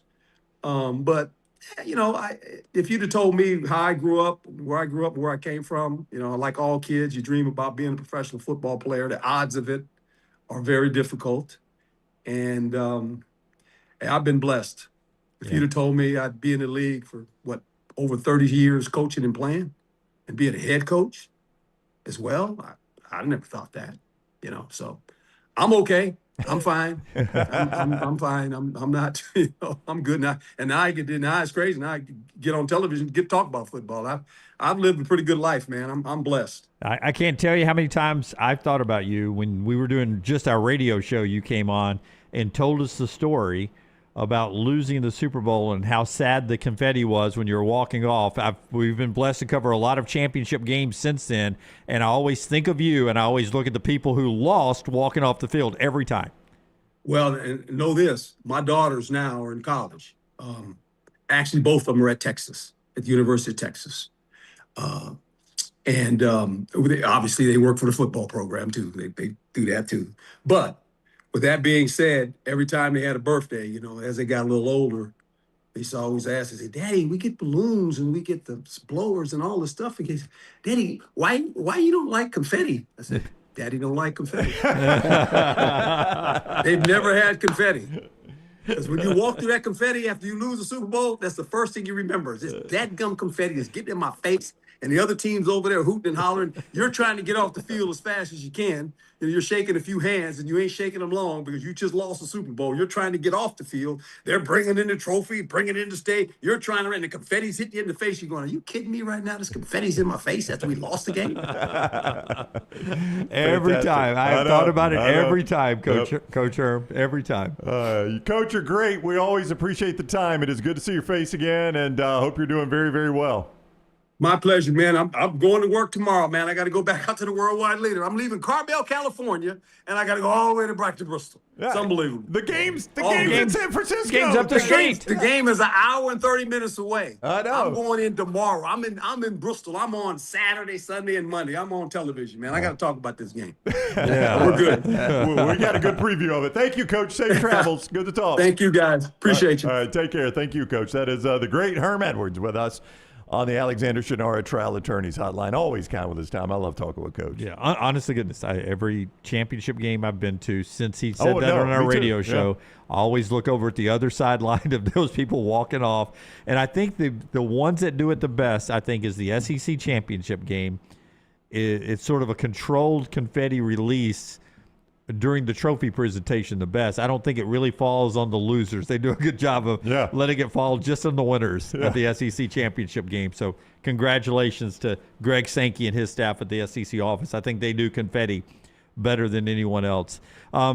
More on the Super Bowl after we tell you about a couple of our great sponsors. One of them is lanceslock.com, and our friends at Hemphill, a bunch of places. Remember, Furman's on the show tomorrow, and he'll talk to us about prop bets, as he always does before the big game. And you can play some prop bets, game sides, all that with lanceslock.com. Yeah, I know for a fact we've got 3 props already locked in. They're not up and available yet. They will be, though, for Super Bowl 60 on Sunday. We'll have side total available as well. Coming off a 4-3 last night in hoops. Jump on board, win with us. We've got NBA. We've got college basketball up and available right now at lanceslock.com. It is always brought to you by our friends at Hemphill Services. Trust the name. Birmingham has trusted since 1954 for all of your plumbing, heating, cooling. Any of those issues arise in your home or business, they are ready to serve you. Call Adam, Chad, Andrew, the guys there, 205-229-2090. Hard to stop a train. For more information, hemphillservices.com. And if you've done any banking for any period of time, you know how important it is to have a bank that knows your name. They know who you are. You're not some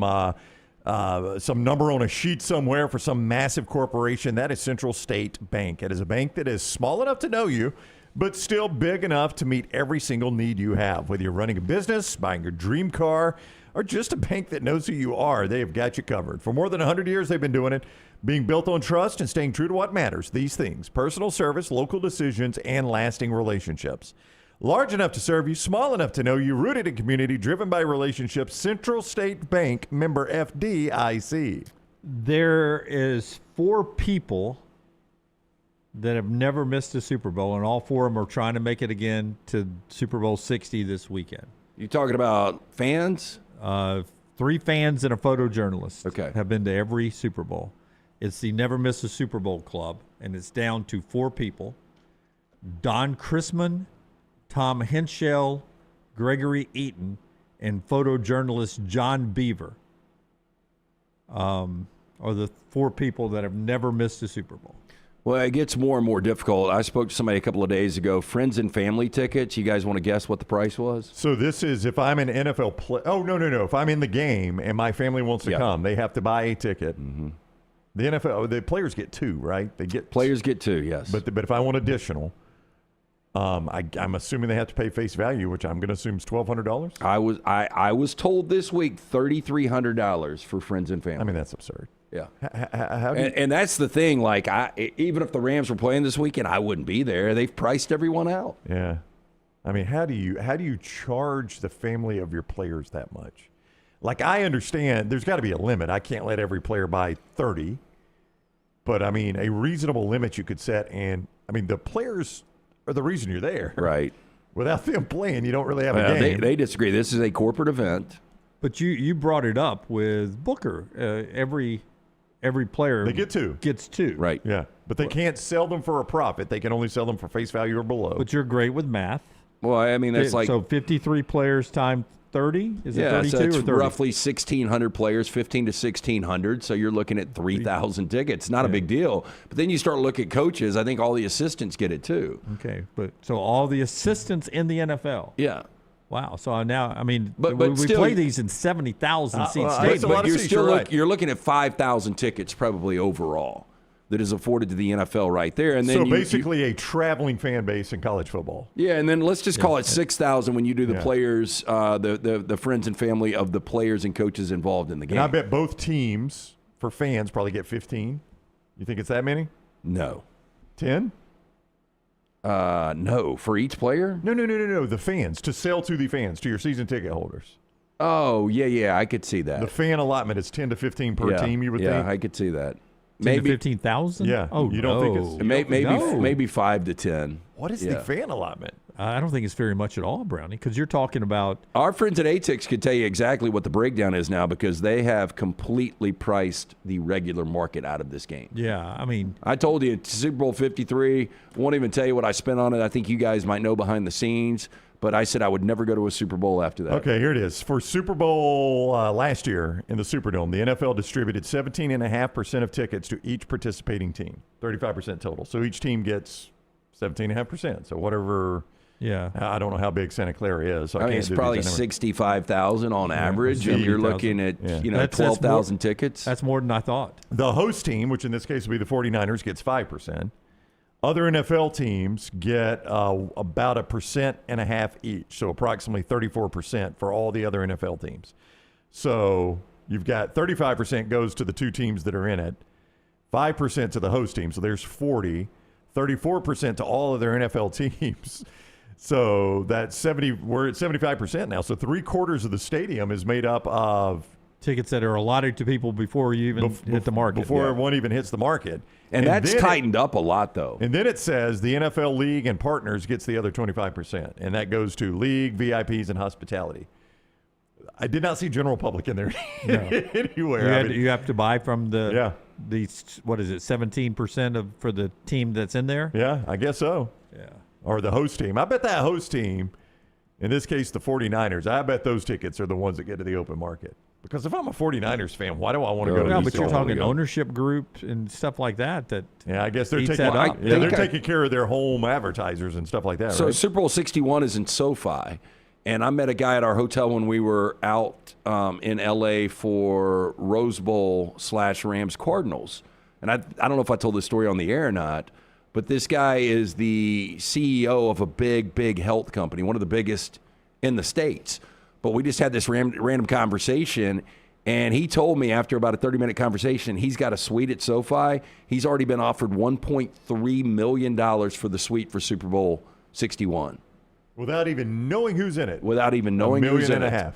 And he was like, I'll be watching. He was like, I got a pretty nice setup at the house. I'm like, I bet you do. But, the interesting thing, though, if, like, the Rams were back, he's a big Rams guy, like, you got all that money in the world, would you sell your suite for 1.3? I mean, if the Rams aren't in it, you do. Well, I sell my suite for 1.3, and then I just go buy tickets, for a lot. But I'm still making a nice little profit here. That's crazy. I wonder how much does he pay for the suite year round? I mean, he owns the suite, so he's got I'm it sure for there's every a event. fee on it. Yeah. Like there was probably original fee. I didn't get into that with him, and then there's probably an annual fee. So he's got it for Chargers games. He's got it for concerts. He's got it for everything. The national championship game. He's got it all. I mean, it'd be something nice to have. It would be. I bet that's over $1 million. Oh, it's got to be. Yeah, I can't imagine the cost of that. Yeah. Brooks, in the commercial break, see if you can Google that. See if you can figure out how much owning a suite in SoFi year-round would cost. By the way, updating the 60 Super Bowls. Been to 59, trying to go to 60. Tom Henschel is 84. Gregory Eaton is 86. Don Christmas is 89. And then John Beaver, the photojournalist who has shot photojournalist, still photography, in every Super Bowl, is 74. So there are the only 4 people on earth that have been to every Super Bowl. This is Super Bowl, 60? This is 60. And he's 74, so he was a 14-year-old photojournalist in Super Bowl 1? Yep, pretty apparently crazy. so. He shot every Do you Super guys Bowl. have any desire to go? If the Dolphins ever make it. I mean, I'll go if the Dolphins make it. I know that's an absurd amount of money I'm going to have to spend, but it's worth it, man. And if you're an NFL fan, going to at least one Super Bowl, there's just I got to be something honest with different you. about it, man. Outside of my Dolphins being there, I don't really have a desire to go. But it feels like just a lot of security. I don't know. Just a hassle. It feels like a hassle. Just to clean up yours, Beaver's father, Vern Beaver, was the Green Bay Packers team photographer. So there I was, Super Bowl 1 as a 14-year-old in the middle of the Packers dynasty at the first Super Bowl. And I've been at every one since. I mean, imagine if a 14-year-old, you got no clue what you're there for. And Super Bowl 1. And now, 60 years later, here you are. That's pretty awesome. Oh, I bet back at Super Bowl 1, they didn't know if this thing would ever even work. Oh, go look at the attendance. I mean, it wasn't even full. On 2 networks. Yeah. All right, we'll do 4 downs and talk some more football and basketball in the final half hour of the show. Brooks Austin, the film guy, joins us in a little bit. The show being brought to you by a couple of our great sponsors. One of them is our friends at CPAP Plus. Hey, need to make sure you're getting the proper amount of sleep each and every night. Our friends, O'Neill Medical and CPAP Plus, they can help ensure this. Get in, see Woody and Joe O'Neill, fantastic guys. 5 locations throughout the state of Alabama, including 3 right here in Birmingham, right there, Highway 280, Pelham, Trustful, available with all of the best service and equipment, all in stock, ready for you. If you're looking for the best CPAP gear with personal service you can trust, visit the O'Neill brothers with those great locations throughout the state of Alabama and right here in our city of Birmingham. With hundreds of 5-star Google reviews, trust CPAP Plus for all of your CPAP needs. CPAP Plus, where every night matters. For more information, o'neillmed.com. That is ONEAL med.com. And our friends at Way to Wellness, your journey to healthy living living, they can help you with a diet to get over some issues. Sleep apnea, they can help you with that as well. Maybe through a diet, they can help you with the weight loss, obviously. It's Way to Wellness. Leslie and her team have a variety of different ways to help you. Blood pressure. Help me with my blood pressure, lowering the numbers just by controlling my diet a little bit. I have these protein bars to prevent from bad snacking. They can help you with injection therapy, meal replacement, and a lot more. Just go to the website at planforme.com or planforme.com and check out Way to Wellness. No contracts, no sign-up fee, and your first consultation is free with Leslie and her team there. If weight loss is an issue for you, get it going with our friends at Way to Wellness, your journey to healthy living. Follow Brownie on Twitter and Instagram at Ryan Brown Live. Hop in. Injured in an Uber or Lyft? Here's the problem. Was it the driver's fault? The other car? The app company? Good luck figuring that out while you're trying to heal. Alexander Shinar Trial Attorneys, they've got a guy for rideshare accidents. And here's the best part. They don't get paid unless you do.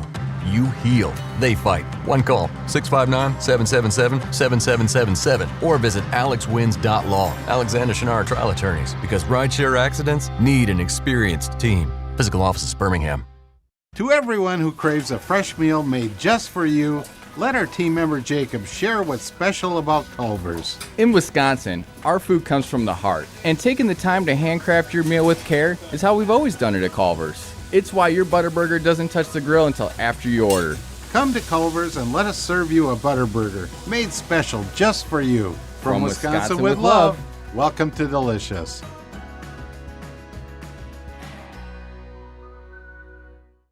At Central State Bank, we are large enough to serve you and small enough to know you. Manage your money with ease, whether it's mobile banking, hassle-free checking, competitive loans, business solutions, or personalized financial advice. We're your hometown bank with big-time service. Visit us today and experience banking made simple, because at Central State Bank, you come first. Member FDIC. Hey guys, Valentine's Day right around the corner. Why go out and battle the crowd at restaurants when you can have the best meal right there at home from our friends at the New York Butcher Shop? Right now, the Valentine's Day special, 2 certified Angus beef fillets, 2 twice-baked potatoes, fresh salad for 2, yeast rolls. The Choice, $69.99. The Prime, $79.99. Available for pickup Thursday, Friday, and Saturday. Make the call. Cahaba Heights, 205-970-7300. Greystone, 205-703-8825. The New York Butcher Shop. Rare quality, well-done service. Sterling and the fine folks at Champy's Chicken on Highway 119 in Alabaster want to welcome you in for a great lunch or dinner starting at 11 a.m. every day. Chicken that's brined overnight and cooked to order, and the taste of the Delta with those Delta recipe tamales. Champy's is perfect for all your tailgating needs this football season. You can also choose Champy's for your next party, wedding, or birthday. Great food, great people. Champy's Chicken on Highway 119 in Alabaster, and everything online at champyschicken.com.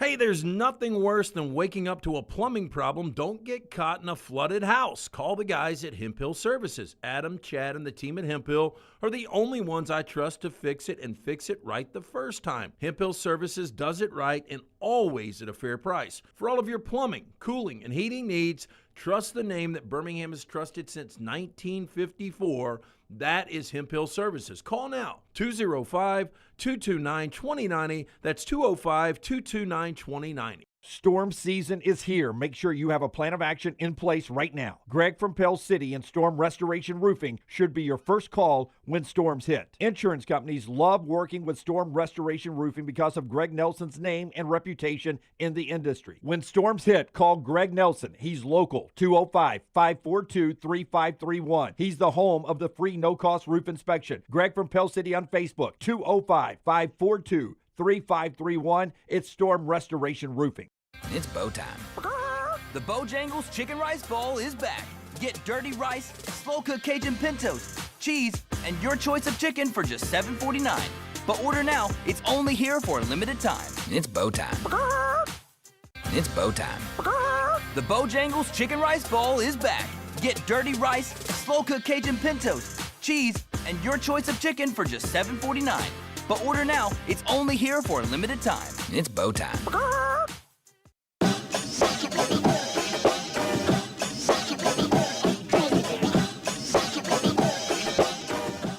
Okay, so Brooks, coming up, birthday, by the way, May 15th.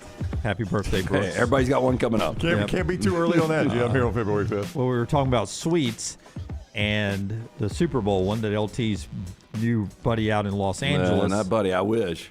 Owns at SoFi. Did you get his phone number? I didn't. He'll regret that if he gave it to you. And he got offered what? How much for the Super Bowl? $1.3 million for his suite, and this is, before the playoffs had even started this year for Super Bowl 61. Which is next year at SoFi Stadium. So Brooks did the research. What's the math on paying for that suite every year? So leasing an annual suite at SoFi Stadium exceeds over $1 million. So I guess the guy could make, I don't know, $200,000, $300,000 off that from that initial offer. But some of the cool perks, you can access this suite 365 days a year, almost like an apartment that you would be leasing. Oh, interesting. Yeah, he did tell me that they do different events up there on off days, which is really, really interesting. But I would assume that all suites are different, though, right? Some can accommodate 8, some can accommodate up to 100 people. So, I mean, like, you could have a wedding reception up there, so to speak. I don't know. So, but the smallest one is just a little over $1 million. And then, more expensive than that. And then he and I started joking about you can also own a suite year-round for all the events inside the BJCC. Legacy Arena. Oh, can I? Price is a little different. Yeah, it's not $1 million? Yeah, but you can do that to watch all the Squadron and any of the concerts that roll through there. What's that, about $3,000? I don't know what it is, but then we joked about the new amphitheater, and that's how we got to Brooks's birthday on May 15th. Because he may be going to see his favorite band right now. One of Who's that? Treaty Oak Revival. Oh, yeah, I've heard of them. Yeah. So that's how we went full circle there. Oh, that's a good-looking suite, right? These are the SoFi suites. Field level there. I don't like those field level suites. I cannot believe they're selling those for what they're selling. I will tell you this. A friend of ours gave me tickets to the Monday night game in Atlanta. Okay. And he has got a personal suite, and it holds 6. But it's not like a suite setting. It's just got like these oversized gaming chairs. You've got desk in front of you where you can put any kind of electronics you want. You've got your own personal fridge and food, and you've got a server that comes by. And it was pretty low, pretty incredible though. Oh, I think I would like that more than. Oh, I would. You know why? Because the problem, this first world problem. You guys have been in the suites before. People are talking. Nobody's really paying attention to the game. You can't focus and really watch the game. If you are invested in the outcome of the game, a suite is a terrible place to watch. It is. Yeah, it absolutely is. You get a lot of people that just don't care the way you care. Now, the only time was last year when I went up to New York to see the Rams and the Jets, and I think you guys remember this. It was right before Christmas, the week before Christmas, and legitimately game time kick was 8 degrees, and I got invited in the suite, and normally I wouldn't have done it, and I was like, yeah. Suite's got a Sweet heater. it is. Suite's got a heater. Yeah. Glad to be there. Tender moment of the day brought to you by our friends at Bojangles. Yeah, speaking of tender, man, Bojangles right now, not just great chicken tenders and the Bo Bites and all that, but they got those Bo-Berry biscuits now through February 22nd. In a heart shape. They got them all the time, but they're heart shaped now through February 22nd. You're like, okay, well, that's cool. Why do I need a heart shaped biscuit? Well, I'm going to tell you why. Because you're helping a great cause when you eat them. First of all, they're fantastic. The Bo-Berry biscuits, great way to start your day. But 10% of heart shaped Bo-Berry biscuit sales now through the 22nd of February go to the Hardest Yard, the Greg Olson Foundation, and the Bojangles Foundation. These contributions support heart care services and research in the communities that Bojangles serves. You can always make it bow time with our friends at Bojangles. And now through February 22nd, go with those heart-shaped Bo-Berry biscuits for breakfast and help a great cause at Bojangles. A big three-pointer right at the buzzer, 46-46 going into the locker room last night. Frantic pace, Texas A&M, Alabama. Two of the fastest tempo teams in all of college basketball. Everybody on the edge of their seats. It was chaos in the first half. So you go to the halftime show. That's right. What's the halftime show? It was this. Solo flute, halftime. I'm glad you brought this out. Wait. In low places. Friends in Low Places, solo on a flute. Is this real?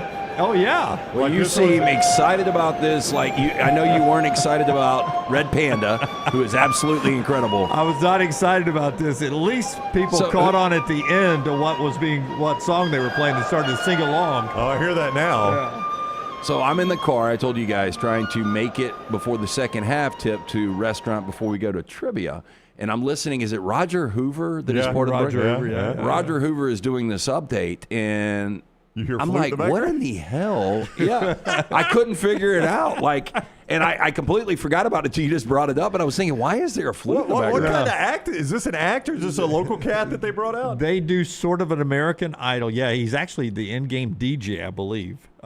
But they have Those guys got all the talents. They have a contest going on where you bring out an act at halftime at different games, and fans vote on who is the best act, almost like American Idol or The Voice, and then they get a come back for the final home game of the year and perform at halftime again. So that was last That was night's- interesting. I think it's called Alabama's Got Talent. I think it's called, is the promotion that they used there. But that was the halftime. Frantic, crazy game. Yes. What we got? What we got? And you got a solo flute halftime show. Red Panda? Nope. Yeah. Right after the dance team, flute playing. It was crazy. Crazy. Friends in low places. It was like cleansing your palate there. Let's get, before we start another crazy second half, let's get the flute out here to play. I thought there were going to be other instruments joining him. A solo flute is a bold move. And then instantly people started sending me, I've actually seen a flute concert inside Coleman Coliseum before. And I was like, what? What? Some of our listeners dropped the knowledge that while they were students back in the day, Jethro Tull. different Michael Jordan, in a twist, a flute version of Friends in Low Places. Well, there is precedence for flutes in the Coliseum. Jim, it was a great show. 1975, my first senior year there, Jethro Tull. I didn't know Jethro Tull was known for his flute. Oh, was it Rumble in the Jungle? Yeah. There's a lot of flute when it comes to Jethro Tull. Dude. I had a former roommate back in college that played a little too much Jethro Tull. Who was the Did he ever smoke the lettuce? Oh, a ton. I've never met a Jethro Tull fan that did A not. ton of it. Who's the group that does we're going to There the might or country, might not have been a plant in the house when I never You might be thinking I didn't of smoke Frank back then. Zappa. No, I'm not thinking of Frank Zappa. Going to the country. Oh, that's Can't Heat. Can't Heat. They had flute too, I think. I think Oh, that sure. song's got flute in it. Well, known mainly to me from the commercial. I'm going to the country. That's how he sings. Have you now ever I heard know it? it, Yeah. Yeah, I hope we don't get dinged with that. Let's do the spotlight. I sounded just like it. Let's get back to college football. Brought to you by Shannara. Hit it. The College Football Spotlight. The Shannara Spotlight each day presented by our guy Alexander Shannara, Trial Attorneys. You are in need of an attorney for any case. Alexander Shannara Trial Attorneys takes care of you. You know by now they handle personal injury cases. Yeah, you know that. But how about bad drug and device cases, storm damage cases, workers' compensation cases, employment? I mean, everything under the sun. They've got 150 attorneys, right? So they got one that specializes for you and your case. Shannara.com. Shannara.com. You don't pay a dime unless they win your case with our guy, Alexander Shannara. Shannara.com. You guys love it when I just start a new segment out of nowhere. Uh-huh. I thought of one this morning, actually. Here's my new segment of the day. I'm going to call it every day Brooks Big Beautiful Graphics, where anytime Brooks does a beautiful graphic, we're going to put a new, we're going to do it in the show here, Brooks Big Beautiful Graphic off of the Big Beautiful Bill. Which was the one you did yesterday? It was all-time winningest what? All-time winningest college football programs that have not made a college football playoff. All right, and walk us through this one. That N used to be a historic program when I was there. Is that Nebraska? It is. It's got their rank all-time of where they are in all-time wins and the number of wins they got. And I posed the question, which one of these teams is the next to get to a college football playoff, or the first time? I think Very, very random. Remember one of our teams last night was Nebraska Cornhuskers. Yeah, I don't know why. I would say Southern Cal would be your betting favorite for that. Yeah, but for those that are listening, all-time winningest college football teams that haven't made a college football playoff, which started in 2014, Nebraska, then USC, but very quickly you get to Auburn. Yeah. They yeah, had 9 it's- wins. It's not overly surprising. I would say USC, Florida. You guys know I would have gone Utah if Whittingham doesn't take off to Michigan, but I would say USC and Florida would be my 1-2. Top line, USC is further along. Second line, Georgia Tech with Path. Georgia Tech was kind of close this year. Yeah, but I would probably go Florida there too. That third line, Wisconsin, Arkansas, luck. Minnesota Army, Miami of Ohio. Good luck. And If then I had to pick one, no, you got to pick one off the third line. Who you picking? I would pick Whiskey. No, I would pick. Yes, Wisconsin. You talked yourself Well, about and it's going to be a new coach next year, more than likely. But I mean, I don't like Silverfield getting there. I mean, PJ Fleck, I think, has probably hit his ceiling. I mean, think about it, Army. If we continue having Group 5s, that's a great point. That's all a great they got to point. do is win the American, right? Yeah. And then the Navy was on line too. And then down on the bottom, you mentioned Utah. Missouri's been close. Just ask Eli Drinkwitz. But I think I would take Iowa. I think I would take Iowa too. Yeah. Interesting graphic there from Brooks on our social media platform at Next Round Live. At Next Round Live. Is that on Instagram and Twitter both? And Facebook. And on Facebook for that graphic to see there. That's today's rendition of Brooks' Big Beautiful Graphics. I don't know if we need an open or not, but it's Brooks. I can't tell if Dunaway is being condescending when you say this, or you're really all about this graphic. I thought it was a good graphic. We talked about it in the text chain last night. It's a very interesting graphic. It looks good. I like it. I think it looks great. I did this the other day when you were out. What day? You were out Tuesday. I referenced a graphic. I just saw this on social media, and Brooks was like, "Oh, Brown, that's our graphic." And I was like, "Wait a minute, no, it's not." And I had to go back and look. I was like, "Oh, it actually is." If you look at the tiny little gray scale logo at the bottom, clearly I did not when I was referencing that graphic. Yeah, show prep, Brown. Show prep. I was on the fly. That's our spotlight today, and it is right there, and you can go enjoy that work all the time at Next Round Live. Like, follow, and subscribe at all the platforms, and also on the YouTube channel and our new YouTube channel that Tyler always works on. Tell us about that one, Tyler. So that one is at TNR Clips. You can find it by going to youtube.com/@TNR Clips. And basically, if you're ever late to the live show or you just want to relive some moments you saw on the show, you can go to that channel and find it easy. I post trash every day, as well as some of the best conversations from the show. Well, thank you, man. I appreciate you doing that. Appreciate you updating on that. And we appreciate all you guys following along with us on the show. That's being brought to you today by our friends at Michelson Laser Vision. LT, tell us about Michelson. Yeah, 205-969-8100. Dr. Mark Michelson, the first to perform the LASIK procedure in the state of Alabama way back in 1995. I got the procedure done in 2003. Dr. Mark Michelson, Dr. Jim Michelson, best in the business. Make the phone call that I made. Ask for Amy Toe, the Next Round Cynthia. She is going to hook you up with that hassle-free consultation. You have zero to lose to find out if LASIK is right for you. 205-969-8100 or MichelsonLaserVision.com. And our friends at Storm Restoration Roofing. That is Greg from Pell City, his wife Andrea, and they are locally owned with their wonderful company, StormRestorationRoofing.com, to handle all your roofing needs. It starts out with a free no-cost roof inspection. Hey, man, when's the last time you had your roof inspected? It's pretty important to that home, right? Well, he'll give you a free no-cost roof inspection, 205-542-3531. He works wonders with your insurance providers. But do me a favor, before you call your insurance provider, just call Greg quickly to ask him what process you should go through before you call the provider, because Greg may be able to help you on the front end to get you maximum coverage from your insurance. So make him your first call, 205-542-3531. He'll work best with you while working with your agent. Roof replacement, storm damage repair, he handles it all. He's got a soft wash program. If you just want your roof to look younger, look better, they can get it washed for you, and that looks tremendous, especially if you're about to put it on the market. 205-542-3531. Greg from Pell City on Facebook or StormRestorationRoofing.com. Give me cut number 9, Kelvin Sampson, Houston. Man, they've been good. Sustained success at Houston. Right? Probably as consistent as any program over the last decade. I can't think of one more consistent. I don't know about 10 years, but definitely the last 5 or 6 years, right? They've been in contention, so close to win a national championship. Kelvin Sampson, who's getting near the end of his career, hopes to turn it over to his son, lets us know last night that this run may be coming to an end for this reason. we have a very poor athletic department. We're poor. We're poor when I got here, and we're still poor. We probably have the lowest budget of anybody in Power 4, and the way our recruiting is going, we have to stop at some point because we don't have enough money to keep bringing in really good players. And that's not easy for us to do. People ask about recruiting.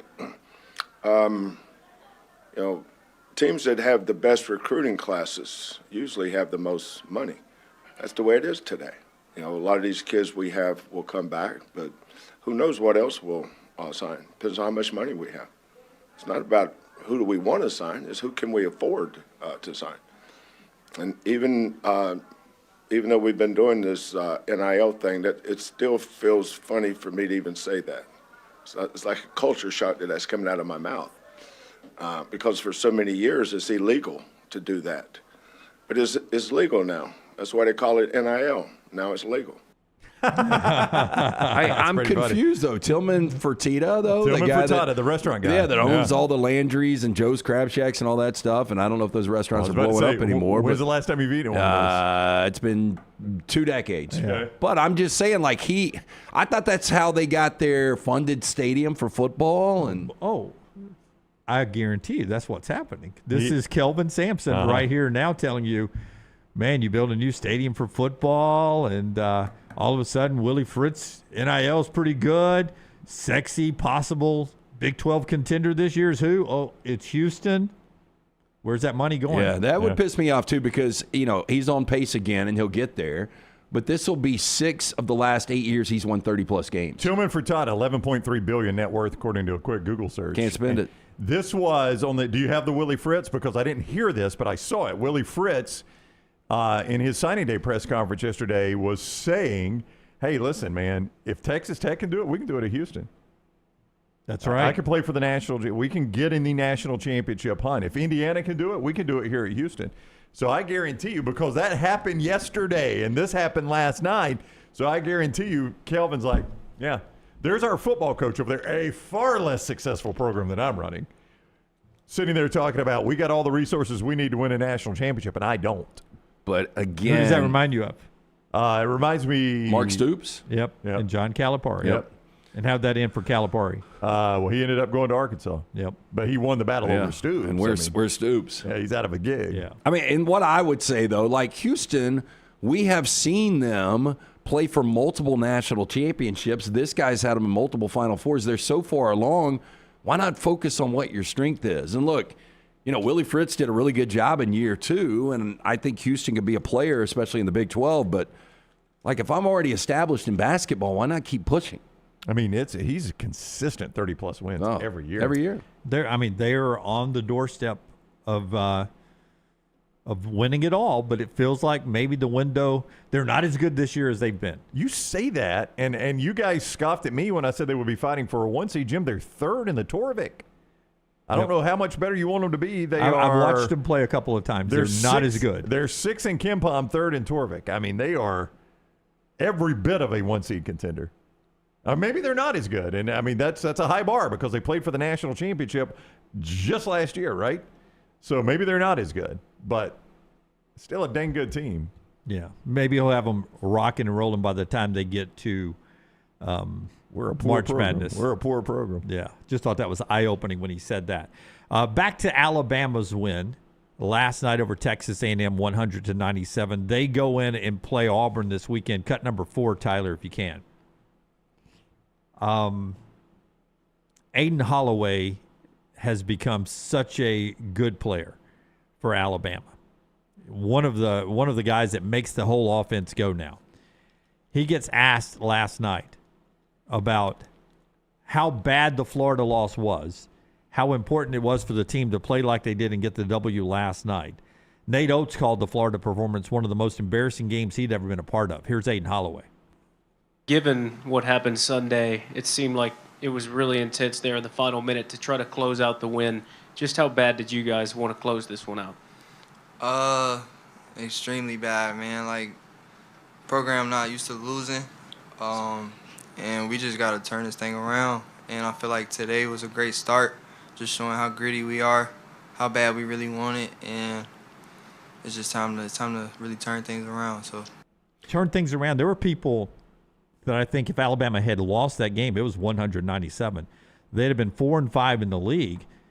And at that point, you start playing out scenarios on can they miss the tournament? I want to read a text, and I was like, this is, a little premature for me. It wasn't me, was it? It was not you. Because my mind was drifting into, I think Texas A&M had opened up a 6-point lead, or Alabama had blown a 7-point lead like that, and I was like, man, they're going to lose this game. Are they going to make the tournament? May sound dumb, but the Oats run seems over. They went to the Elite Eight. I know. Okay. I'm just saying, this is kind of like, the perception out there is crazy. Jim is dead, defense is pitiful, and they shoot 75 threes a game. It's run, its course, I think. Here was another one. Unbelievable. Yeah, these are two separate people. Two separate people. That is from Coleman Coliseum, too? That guy was in Coleman Coliseum, whoever said that. I would tell you that the gym was dead. Was it? It ended up being it ends up being about 10,000. Yeah. Half the student section was full. We're soft as F. Bucky's doing this with a bunch of no-name average players. The difference, they play their asses off. Bama doesn't. Well, I will give Nate Oates credit. He has turned his basketball program into the football program at Alabama. It's 100%. If that's the reaction you're getting right now, that is a full. That's good. An Alabama football do you fan guys not reaction. agree? Like, this was a pivotal game in this sense. It would feel so different if they're 4-5. They lose to a first-year coach at home. Is almost a 9-point favorite last night. In some shops it was. And then you're going to Auburn. To drop to 4-6, and at that point you would be 14-9 overall. And you're right. Then you start looking. Everybody talks about, well, can they do better than a 5 line? Well, at that point, Can they they're fighting for an at-large. That's right. Can I just make the tournament at that point? So that's how big the win was last night. A booster who has got a good seat, sits on the floor, walking in with me. He was like, "Would you tell Alabama fans exactly what you're saying?" Funny you have those texts, because he said that. He goes, people are like, Nate's lost it. He goes, what world am I living in? We were in the Elite Eight last year and the Final Four the year before. He goes, do you know how long I've been coming to Alabama games? Never seen that before. Greatest run of success I've in been the history coming of the to Alabama program. games since C.M. Newton. We've never had this success before, and people are acting like the program's dead. Well, no, historically, legitimately, you can't argue it. That is the best back-to-back seasons in Alabama history. It's the greatest run Alabama has ever had in basketball ever. Yeah. End of story. They've won 2 regular season championships while he's been here, 2 tournament championships. They've gone to 2 Elite Eights and a Final Four. It has never been this good, ever. By the way, now it's got to be a minority here. Yeah, it's a minority. It's a but, very small minority. By the way, same thing happening at Auburn. Not as hard of a sellout. Sold out on paper, but there's some empty seats there. But that's a different conversation. That's like, is this job too big for Steve? You've changed coaches coming there. off of a Final Four, your second one in recent time. This time last year, it wasn't 2 5-4 in the league teams getting to play. It was 1 versus 2 this weekend. Okay, at some point I want to do this if we can. I want to do best basketball football coach combos. Okay.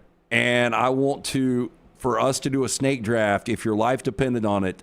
Next national championship basketball or football in the SEC combo. Yeah, no. Just you select one. Your life's on the line. Like, who do you go there? My point, I'm bringing up the coach combo. Literally or figuratively? We can do either.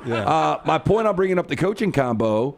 Do you not think that Oates and DeBoer are a top 5 combo right now in college football? In college, in the nation? Yeah. Oh, yeah. Let me think through I that. think they are. Yeah. But with that said, there's so many people that right now are like, I just don't know if this DeBoer thing's going to work. And there's people, again, it's a minority that believe the Oates thing is done. That's an absurd Because thing I to say. responded by, boy, I don't think you want to go there yet. Yeah. Brooks Austin standing by on the other side. New York Butcher Shop bringing us that conversation there. We'll put a pin in that. Maybe bring that up tomorrow on the show. So the New York Butcher Shop wants to remind you a couple of big events coming up. Super Bowl, obviously, this weekend. You want to feed any and everybody that's coming over. You want to do it the right way. Our friends at the New York Butcher Shop.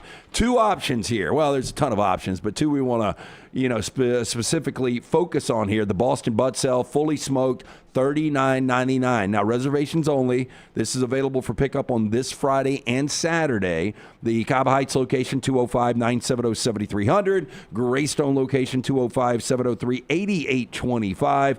Also, the smoked chicken wings, $11.99 a pound. round. You can pick those up after Saturdays or on Saturdays afternoon. Again, reservations for both of those. And with Valentine's coming up, you want to plan that romantic night. I had somebody reach out to me, hey, can you hook me up with a restaurant? And I was like, no, but the New York Butcher Shop, 2 certified Angus beef fillets, 2 twice-baked potatoes, fresh salad for 2, yeast rolls, the choice $69.99, the prime $79.99. Available for pickup Thursday through Saturday, the 12th through the 14th. Again, both locations, Cahaba Heights, Greystone, one-stop dinner shop, rare quality, well-done service. It is the New York Butcher Shop. Follow Dunaway on Twitter and Instagram at Jim Dunaway. We interrupt this program for breaking news. From the Gators of the litigation situation. Insurance companies have a playbook. I repeat, insurance companies have a playbook. Deny, delay, defend. They know which law firms will fold and settle cheap. They are not on your side. That's corporate greed at work. At Alexander Sonara Trial Attorneys, we fight back. We have the resources, the muscle, and the will to take them on. And you don't pay a dime unless we win. They fight dirty. We fight hard. Call 659-777-7777. Or hit up alexwins.law. Physical office location, Birmingham. Sterling and the fine folks at Champy's Chicken on Highway 119 in Alabaster want to welcome you in for a great lunch or dinner starting at 11 a.m. every day. Chicken that's brined overnight and cooked to order, and the taste of the Delta with those Delta recipe tamales. Champy's is perfect for all your tailgating needs this football season. You can also choose Champy's for your next party, wedding, or birthday.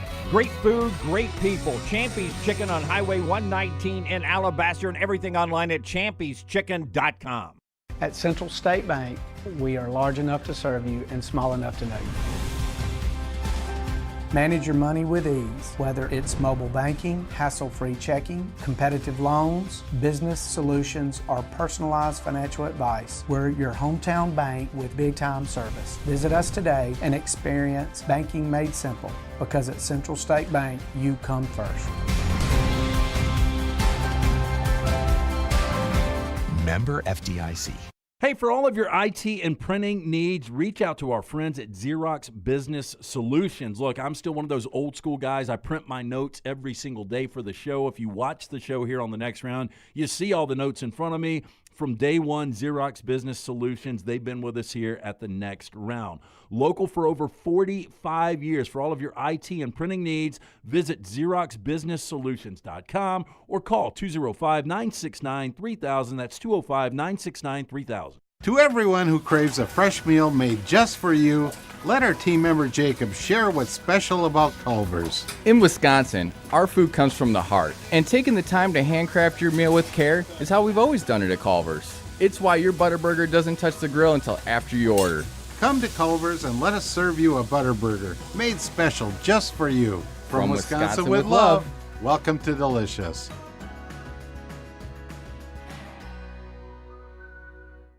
Hey, for all of your IT and printing needs, reach out to our friends at Xerox Business Solutions. Look, I'm still one of those old school guys. I print my notes every single day for the show. If you watch the show here on the Next Round, you see all the notes in front of me. From day one, Xerox Business Solutions, they've been with us here at the Next Round. Local for over 45 years. For all of your IT and printing needs, visit XeroxBusinessSolutions.com or call 205-969-3000. That's 205-969-3000. Hey, there's nothing worse than waking up to a plumbing problem. Don't get caught in a flooded house. Call the guys at Hemp Hill Services. Adam, Chad, and the team at Hemp Hill are the only ones I trust to fix it and fix it right the first time. Hemp Hill Services does it right and always at a fair price. For all of your plumbing, cooling, and heating needs, trust the name that Birmingham has trusted since 1954. That is Hemp Hill Services. Call now, 205-229-2090. That's 205-229-2090. It's bow time. The Bojangles Chicken Rice Bowl is back.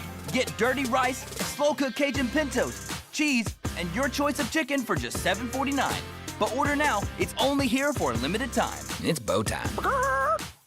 It's bow time. The Bojangles Chicken Rice Bowl is back. Get dirty rice, slow-cooked Cajun pintos, cheese, and your choice of chicken for just $7.49. But order now. It's only here for a limited time. It's bow time.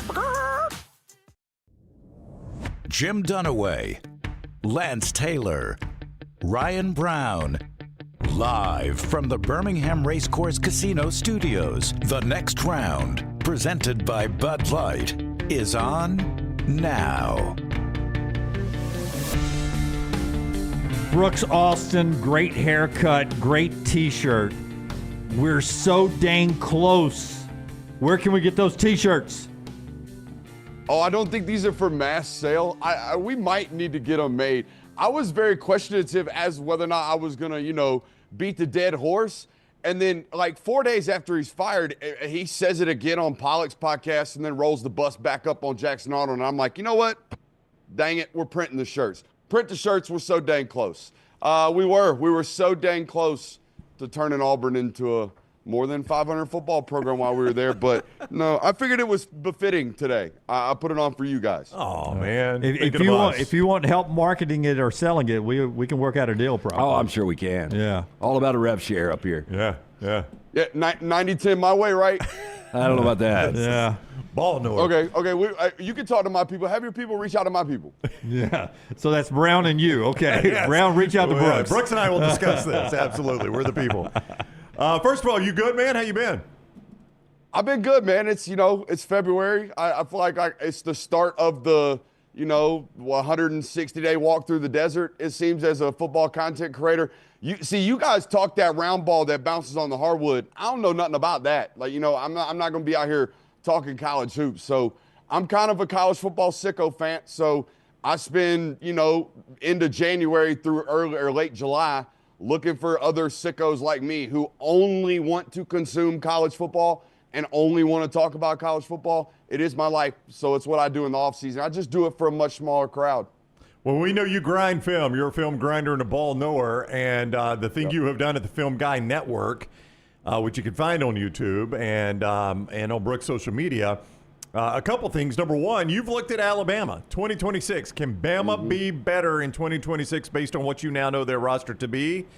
Ultimately, what was your primary finding there? People would like to know.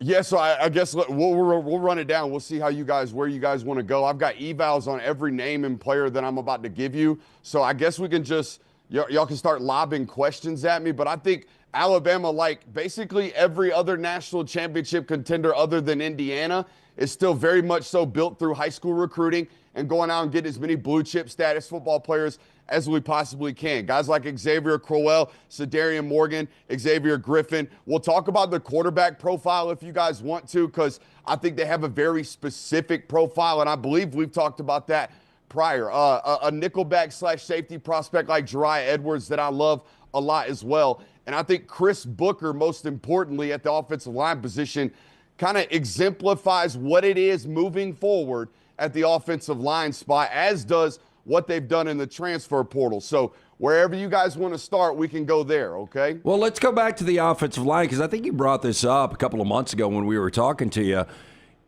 Body, style, there is a type for Kalen DeBoer and Ryan Grubb's offense. Are we starting to evolve more towards that right now? Certainly, right? With the high school prospects like Chris Booker, you took a Fretwell kid out of South Georgia that's 6'7", 290 pounds, plays with a tremendous amount of effort. He reminds me a lot of that third-round right tackle they had at Washington a couple years ago that was this big 6'7", long-armed, like almost slow-footed but high-effort football player out there, big, long, hard to run around. Same type of physical profile. I think they're getting a lot more comfortable. But when you talk about offensive line profiles, look at what they did in the portal, right? They took 6 stabs at it. I think they're a year late on this kind of trimming of the fat, if you will, in that room. But they were kind of beholden to some of the football players that they already had on the roster. We don't have to talk about those guys. Most of them are gone now. But moving forward, it's a lot like this, right? I'm not so high on the Javen James kid out of Mississippi State. I didn't love it a ton. Good athlete, though. Moves really, really well. Feet are never going to seemingly be stuck in the ground.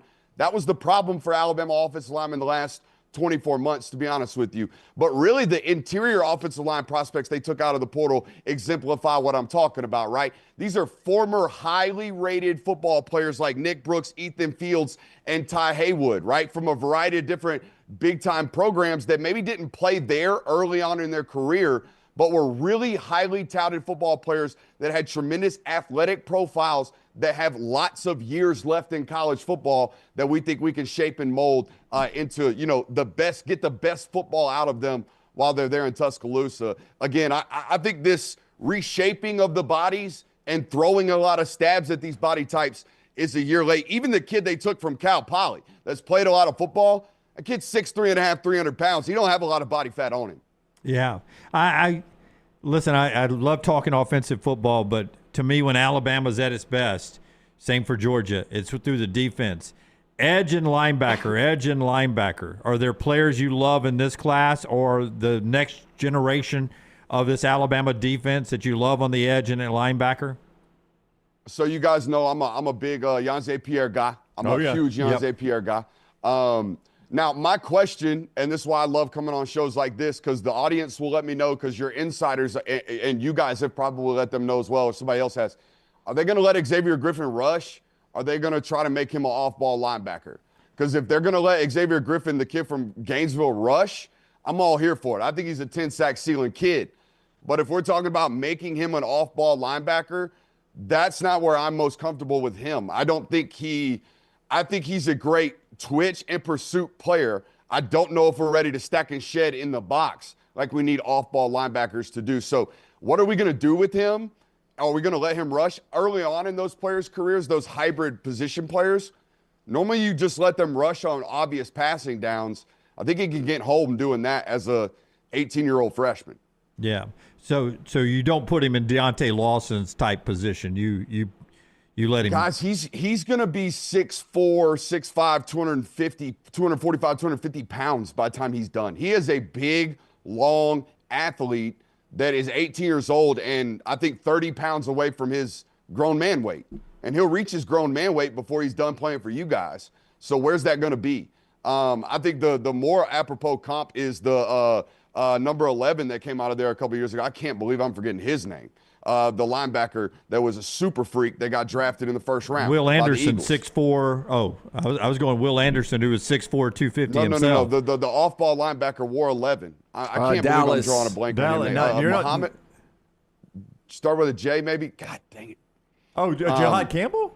No, I thought it was Jahad Campbell. Yeah. If we're gonna make him an off-ball linebacker at all, we hope he can be Jahad Campbell. But even Jahad Campbell, his whole time, we were like, man, it would be nice to get him off the edge and just let him rush. Yeah. I think this will be the same discussion with Xavier. Sorry for the name blank. It's quite all right. There's been so many good ones. Yeah, I know. They are hard to keep up with. Brooks Austin is with us. You can go find the Film Guy Network on YouTube. Follow that. Set your alerts so you know when he drops content. He's also got content out on if Trinidad Chambliss doesn't come back, what does Ole Miss have in Deuce Night? So you'll be interested in that. His content on can Alabama get better? Because when we talk defense, I've told all along, Kane Womack, you got to have a strong secondary. So if this is Alabama secondary, you tell me where you think that ranks in the SEC. If your corners are Xavier Brown and Dijon Lee, and then your safety / whatever specialty position they call it, are Red Morgan, Keon Sabb, and Bray Hubbard, how good a secondary is that? Yeah. That's as good as it gets. I thought it was as good as it gets towards the end of the year last year, guys. I thought you guys were one of the best secondary units in college football down the stretch. I remember coming on this show in playoff time having no idea why I was picking you guys, but picking you guys basically because of the defense. I thought the defense was that damn good down the stretch. And what really would scare me if I were an opponent or an offensive coordinator going up to face these guys next year is what you're talking about. Is like all those players are coming back, and some of them are young, right? Like especially Dijon Lee. He was a young football player that was peaking towards the end of the year. Now we get him 12 games under his belt. Now we get him a full offseason as the guy. And we're talking about a unit that's disguising coverages really well last year to close the season.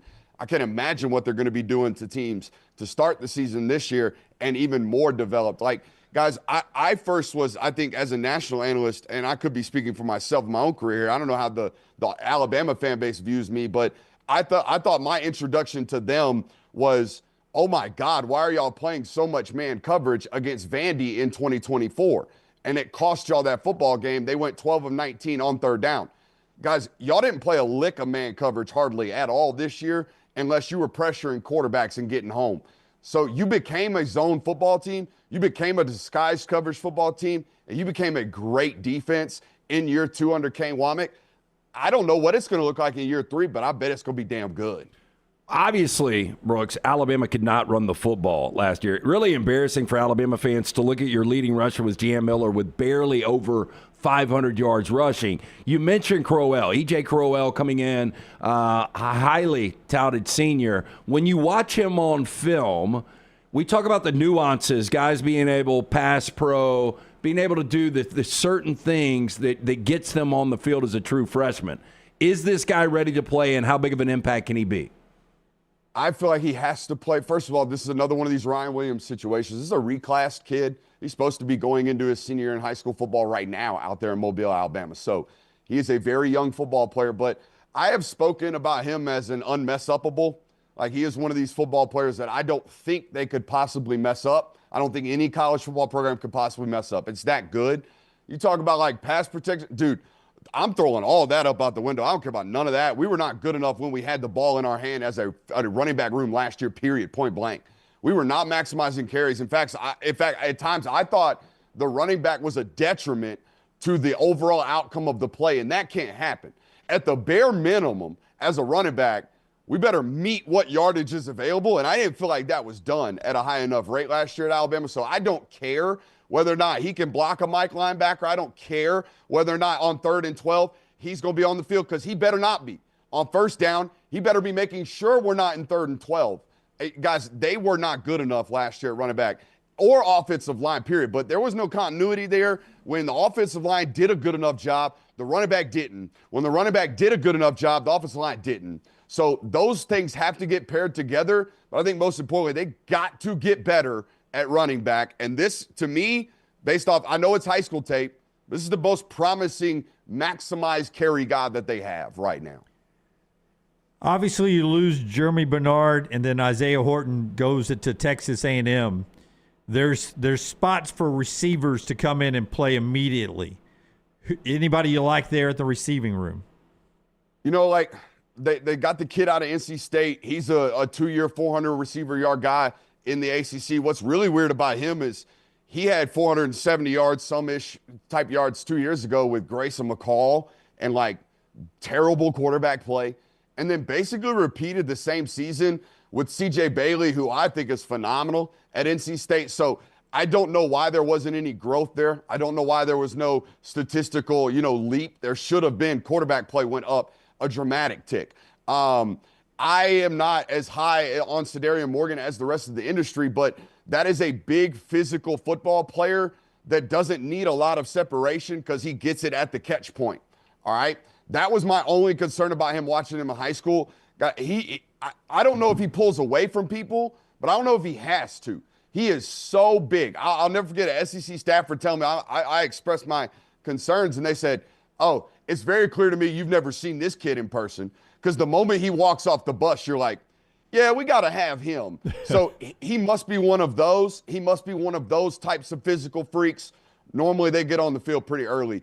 I wonder where Derek Meadows is in the mix here. Like, is there a growth there with that athlete? I hope he gets better. I loved him out of high school. Yeah. I would imagine they find something for him.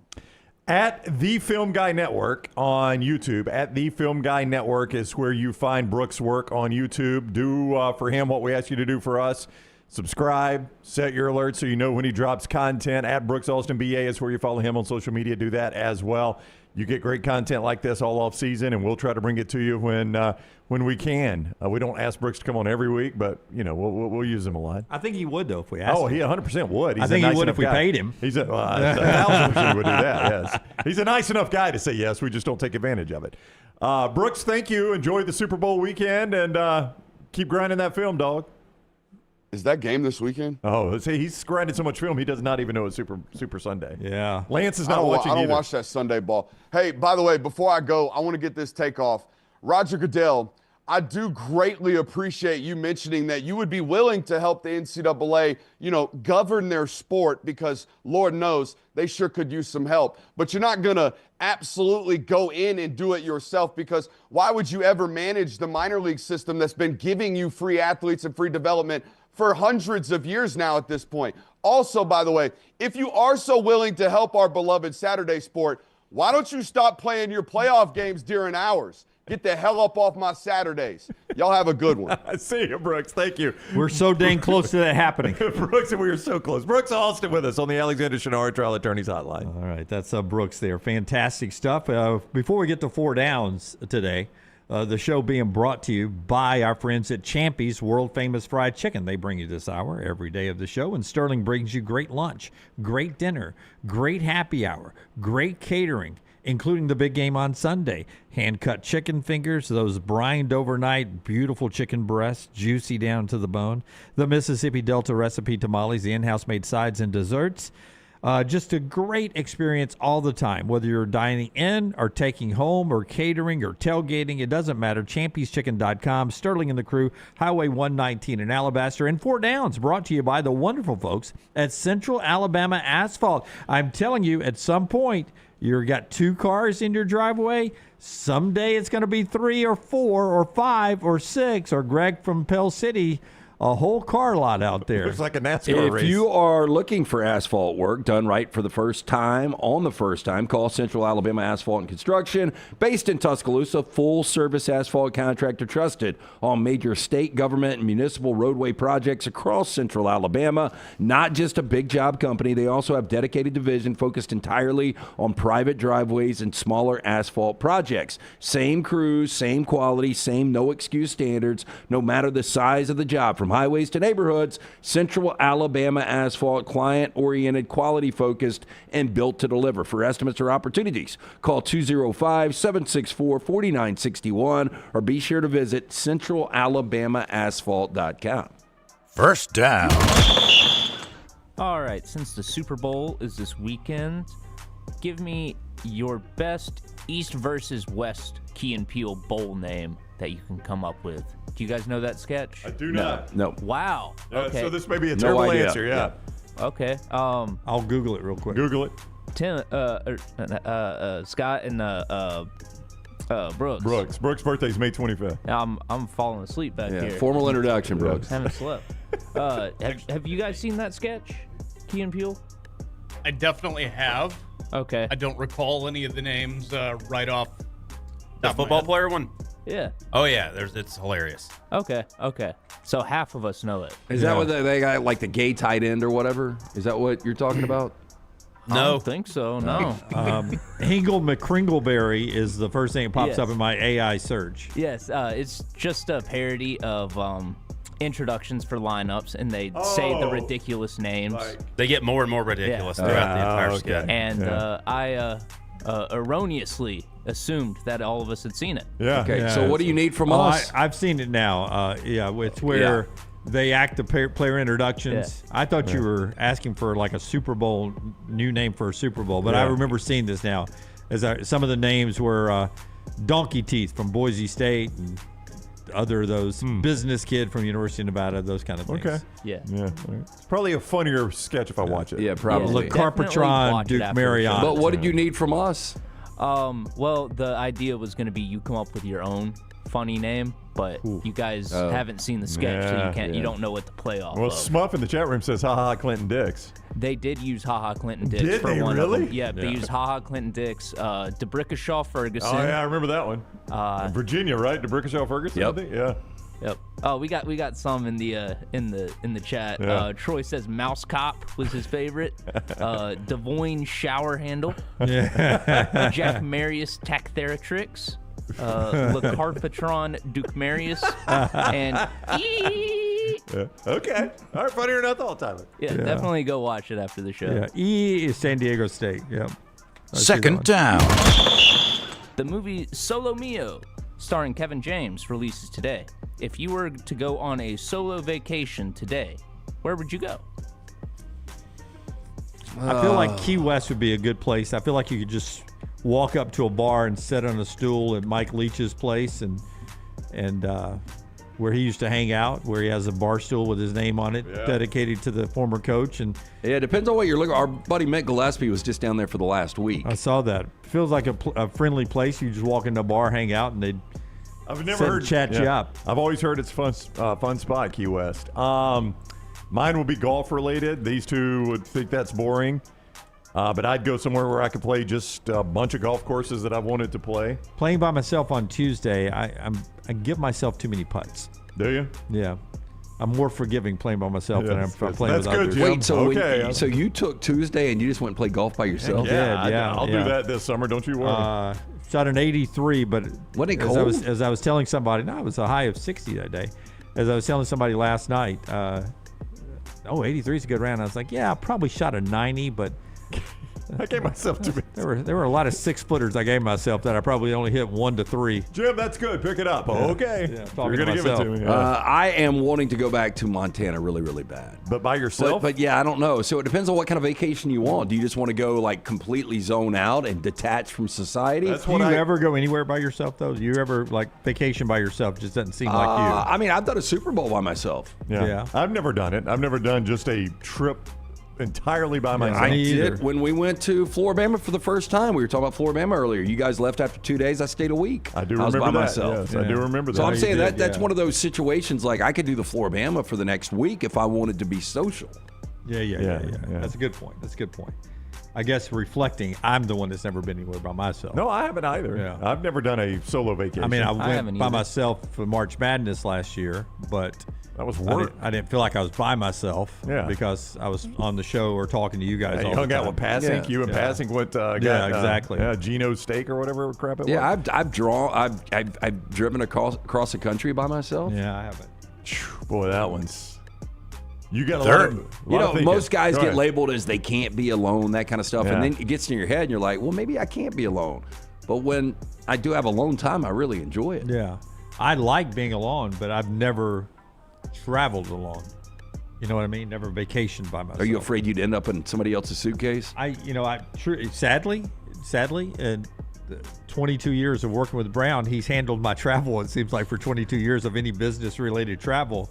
So when I was doing the March Madness this past year, oftentimes there were things I was doing like I was like, I need to call Brown to see if I'm doing this right because I've relied on him so much for 22 years on business. Oh, I had to get your room in, was it Nashville? No, Oklahoma City? Norman, yeah. Norman. Yeah. Well, credit card related, but yeah, it was, I mean, I can book my own, but I'm better at it. You guys just book the flight. What- Okay. what- Does he order food for you, too? No, I don't. But let me just tell you what I have done over the years. Because we know he's going to complain about that. What I've done over the years, because Jim gets reimbursed for it. Jim gives me his credit card. He's like, man, can you just help me find a place? I get all the points for it. Yeah. Now, Maggie pointed this out recently. It's like, yes. You know why Brown books your I flights? have never complained about this one time. I'm like, yeah, Jim, I'll do it for you because I've gotten all the points. Because I got home and I was like, Brown booked my flight. And like, I've got this. We've got a Southwest. I do thing. too. We got an account that you could. Yeah, I do too. We could get the points. You're giving them to Brown, and I was like, I never think about the points. Yeah, I do. I do. I've thought about it. So you for get years no now. pat on the back for being the nice guy. No, Jim has always thanked me for it. He's been very thankful. But did. I am saying that there was an ulterior motive. I have gotten plenty of travel points from Dunaway over the years. No, now you can throw it back on Maggie. Be like, hey, That's you're right. asking book it. If you want the points, If you let's want do the it. points, Right. Yeah, but I'm the guy that I cannot tell you the drawer full of gift cards I've got that she has to remind me sometimes. She's like, if we're gonna go eat there, will you look and see if you've got a gift card, and I'll pull it out. Like she hands them to me. It's my fault, but like we had at one point $500 worth of New York Butcher gift cards that I had not used. And so you just go spend money there when you could use the I gift just card? go by. I love New York Butcher. They're a great sponsor. I just go by there and just not use the gift card. I really think you should pick up a Dave Ramsey like financial podcast. Oh, yeah. Trust me. But how to go broke in 24. But Maggie's like, it's been my church gift that the church has given the staff for the last 3 years, a gift card from New York Butcher Shop. And we appreciate them supporting New York Butcher Shop, and she goes, I give them to you because you're the one that eats the steaks. And what do you do with them? And I said, put them in the drawer. I can do this. I pulled them out and said, they're all right here. And she's like, would you start using some of those? Poor Jim. Third down. Chris Parnell turns 59 today. He was a member of SNL, did a lot of their digital shorts, in particularly Lazy Sunday, which was one of the first viral videos on YouTube. Got to be honest, I've never heard of him. You guys? No, but I kind of know what you're talking about here. I don't again. He was he teamed up with Andy Samberg. Yeah. Okay. And they worked a lot together. So your all-time favorite YouTube video that someone showed you?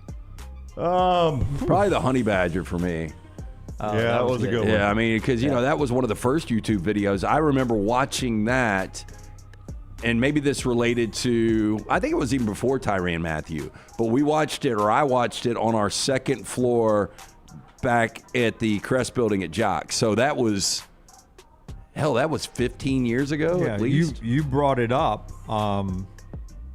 We did a segment for a while where you would take two animals who would win the battle. You were watching those videos and on YouTube where if it was a leopard versus an elephant or whatever, who would win that? A gorilla, silverback gorilla versus the Kodiak. Yeah. It seems like those were YouTube. But the honey badger's pretty awesome when he goes through his entire journey. I think most people have probably seen it. If you haven't seen it, it's Is a he bad the one MFer. that can be stung by bees? And Yeah, he goes in, him? he doesn't mind. He takes all the honey and just gets stung. He'll battle a cobra, and the cobra will bite him, and he'll lay down for a little bit. He'll lay down for a little bit, and then he'll shake it off. Yeah, and then get up and eat the cobra. Yeah. That's tough on me, Tyler. I know I bring this up a lot, but Cat Williams' Tiger Cage a bit on YouTube. I laugh every time like it's the first time I've ever seen it, and I know exactly what he's about to say. And I can't tell you how many times I've watched it because it makes me laugh every time.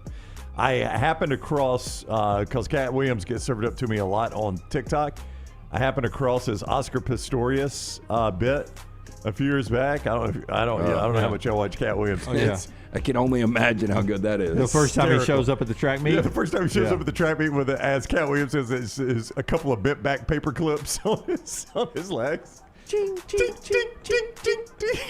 It's a funny bit. I love it. Yeah. And then he talks about how the Olympic Committee said he had an unfair advantage, and Cat Williams says this right. He goes, I can't say it the way he says it, but he's like, "You mean the guy with no legs had an unfair advantage?" Yeah. It's such a good bit. Anything Cat Williams. Go ahead. 4th down. Today in history, in 1958, a nuclear weapon was lost off the coast of Savannah, Georgia. So what's the most important thing that you've ever lost? My first wedding ring. It was about 3 weeks after Jennifer and I got married. We got married on August 5th, and it was Labor Day, and we were down at the coast with some friends. And me and a good buddy of mine were throwing the football in the ocean. I mean, just normal, activity, but I was new to having a wedding ring. So I just left it on when we went to the ocean. I don't know if you guys have done that in the past or whatever. And we're throwing the ball, and I catch it, and it goes in the water, and I felt it get sucked off. And please do not. And she don't make that a trash open, please. Please do not make that a trash open. Was Jennifer on the trip? Jennifer was on the trip. Yeah, she was on the trip. She was up the. I know that's going to be a trash open. As soon as I said it, I knew it was. So I had to go back up to the pool. She was at the pool. We were down at the beach. I had to go to the pool and tell her 3 weeks into our marriage, I've already lost my wedding ring. Well, least shocking thing, a metal object or a dog. He goes with the metal object. You were just waiting for me to finish so you could say that, weren't you? I don't know what I've lost. You lost anything important? Nah, I mean my morals in Panama City that time. I was going to say my integrity. I don't. I mean, I can't think of anything significant. I'm like, damn, I can't believe I lost that. Yeah, I mean, a nice pair of sunglasses. 1,000 times, I've left them somewhere. Oh yeah, sunglasses. You can burn through those. Yeah, but nothing really. Yeah, I've seen my dad lose probably 6, 7, 8 pairs maybe of sunglasses just through all the beach trips. I mean, technically, if we want to go back to my gambling habit at an earlier age, I lost a Toyota Tercel, a set of ping golf clubs, and a stereo with 4 stand-up speakers. Wait, did you lose your sax too? That was a different time. Yes, not that same weekend. Yeah. Boy, what the items that bookmakers would take back in the day. No, saxophone? I was just telling the story the other day. I had that S-curve stand-up lamp in my room. Yeah. This is single days in the 90s that had CD slots, and I remember the large bookie in my room. You think he's still alive? Pulling out, no way. pulling out my CDs, looking at the titles, and tossing. Barry Manilow. Tossing them on the bed. He kept the ones he wanted. He's a country guy, Yeah. and he's pulling out. You got any George Strait in here? Pulling out Gin Blossoms, tossing them down. Sarah McLachlan, tossing them on the bed. Alanis Morissette. It was a whole S curve of CDs. He probably took 3 of them. Just disrespecting every inch of your apartment. Oh, that's amazing. Nope. Left the lamp too. Didn't want the lamp. Yep. Took 3 CDs. Left the lamp. Didn't put the CDs back. Left them all on the bed. Took 4 stand-up speakers, the stereo, ping golf clubs that I couldn't hit worth a crap anyway. They were blades. Yeah. And, no real loss there. Right? Was this when you were an SID? In a junky Toyota. No, this was when I was working at NBC 13. Oh wow, you were already at NBC 13. Oh yeah. This was early 90s. This would have been 94-ish. Wow. Yeah. What were you going to say, Brown? I was just going to say, when you work in the industry we work in, and we have seen this with our own 2 eyes, people know where you are. So you get down to a bookie, they know how to find you. The runner was my roommate. He was the guy that ran. So that guy knew where you were anyway. Yeah. Yeah. I can't do anything with it. You have to come collect all his shit. No, I told him. I was like, he was like, hey, so-and-so wants his money. And I was like, Brian, I don't have it. Tyler, we had a coworker once. It was like, can't get blood from a turnip? Yeah. I said, I got this much. Will he take this much? There was a local bookie that was like, Radio Roadshow. I can go get my money now. So not for me. Not from anybody on this panel at all, period. Yeah. Incentives. Well, so that was the end of formalized gambling for me. I dabble here and there. Do you have a position last night on Alabama? I play positions now. 2 of them, in fact, I've heard. Yeah. Panthers tonight and Calci, the gateway to great memories. I may have a combo on Michigan and Binghamton tonight. I love the way I showed him the combo yesterday. He's already in. I'll tell you though, man, that's the thing about that being legal is you've got to be responsible. Like you can't not be responsible. Back in your day when you were playing with an illegal bookmaker, you bet whatever you wanted. That's right. That's how you get a Tercel token. That's how you get $8,800 down. $8,800 down, and you get a nice even number by doubling up. You're down 2,000. I'll bet 2,000. Then you're down 4,000. I'll bet 4,000. And then you lose on Monday night, and then Tuesday comes. It's a good lesson. Are you going to start doing parlays on call sheet now? Nope. There are no parlays there, Tyler. Okay. I thought I'd check. I know you like them. Nope. That is 4 downs today. We've got trash coming up. The show being brought to you by our friends at Hemphill. LT will take a position on heating and cooling often, and he'll call our friends at Hemphill. Every time. They are the name that Birmingham has trusted since 1954 for all of your plumbing, heating, cooling, any of those issues arise in your home or business. They are ready to serve you. Call Adam, Chad, Andrew, the guys there. Hard to stop a train, 205-229-2090 or hemphillservices.com. Follow LT on Twitter at @TheLanceTaylor.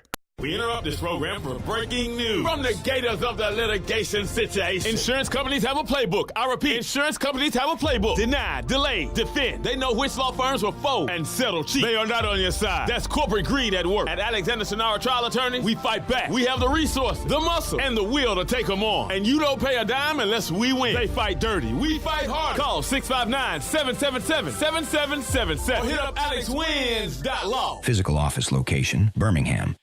Sterling and the fine folks at Champy's Chicken on Highway 119 in Alabaster want to welcome you in for a great lunch or dinner starting at 11 a.m. every day. Chicken that's brined overnight and cooked to order, and the taste of the Delta with those Delta recipe tamales. Champy's is perfect for all your tailgating needs this football season. You can also choose Champy's for your next party, wedding, or birthday. Great food, great people. Champy's Chicken on Highway 119 in Alabaster, and everything online at champyschicken.com. At Central State Bank, we are large enough to serve you and small enough to know you. Manage your money with ease, whether it's mobile banking, hassle-free checking, competitive loans, business solutions, or personalized financial advice. We're your hometown bank with big-time service. Visit us today and experience banking made simple, because at Central State Bank, you come first. Member FDIC. Remember the name Way to Wellness if you're battling weight loss in your life. I'm Jim Dunaway from The Next Round. There was a time I was over 216 pounds until Way to Wellness helped me lose 45 pounds, and now for over 2 years, they've helped me keep that weight off. Here's their website, aplanforme.com, aplanforme.com. That's a great name for a website because there's no cookie-cutter plan. Everything is designed specifically for you. No contract, no sign-up fees, and your first consultation is free at Way to Wellness. Hey, let me tell you about our friends at Urology Centers of Alabama. Compassionate and comprehensive urological care with 35 physicians, 17 locations across Alabama. Their patient-centered approach to all of your urological needs. Remember, they've got that new men's health center. It is beautiful, helping men with a wide range of sensitive male issues in a comfortable environment. You can always go online, visit urologycentersalabama.com, schedule an appointment with one of their many urologists today. Hey, there's nothing worse than waking up to a plumbing problem. Don't get caught in a flooded house. Call the guys at Hemp Hill Services. Adam, Chad, and the team at Hemp Hill are the only ones I trust to fix it and fix it right the first time. Hemp Hill Services does it right and always at a fair price. For all of your plumbing, cooling, and heating needs, trust the name that Birmingham has trusted since 1954. That is Hemp Hill Services. Call now, 205-229-2090. That's 205-229-2090. Hey guys, Valentine's Day right around the corner. Why go out and battle the crowd at restaurants when you can have the best meal right there at home from our friends at the New York Butcher Shop? Right now, the Valentine's Day special, 2 certified Angus beef fillets, 2 twice-baked potatoes, fresh salad for 2, yeast rolls. The Choice, $69.99. The Prime, $79.99. Available for pickup Thursday, Friday, and Saturday. Make the call. Cahaba Heights, 205-970-7300. Greystone, 205-703-8825. The New York Butcher Shop. Rare quality, well-done service. It's bow time. The Bojangles Chicken Rice Bowl is back. Get dirty rice, slow-cooked Cajun pintos, cheese, and your choice of chicken for just $7.49. But order now. It's only here for a limited time. It's bow time. It's bow time. The Bojangles Chicken Rice Bowl is back. Get dirty rice, slow-cooked Cajun pintos, cheese, and your choice of chicken for just $7.49. But order now. It's only here for a limited time. It's bow time.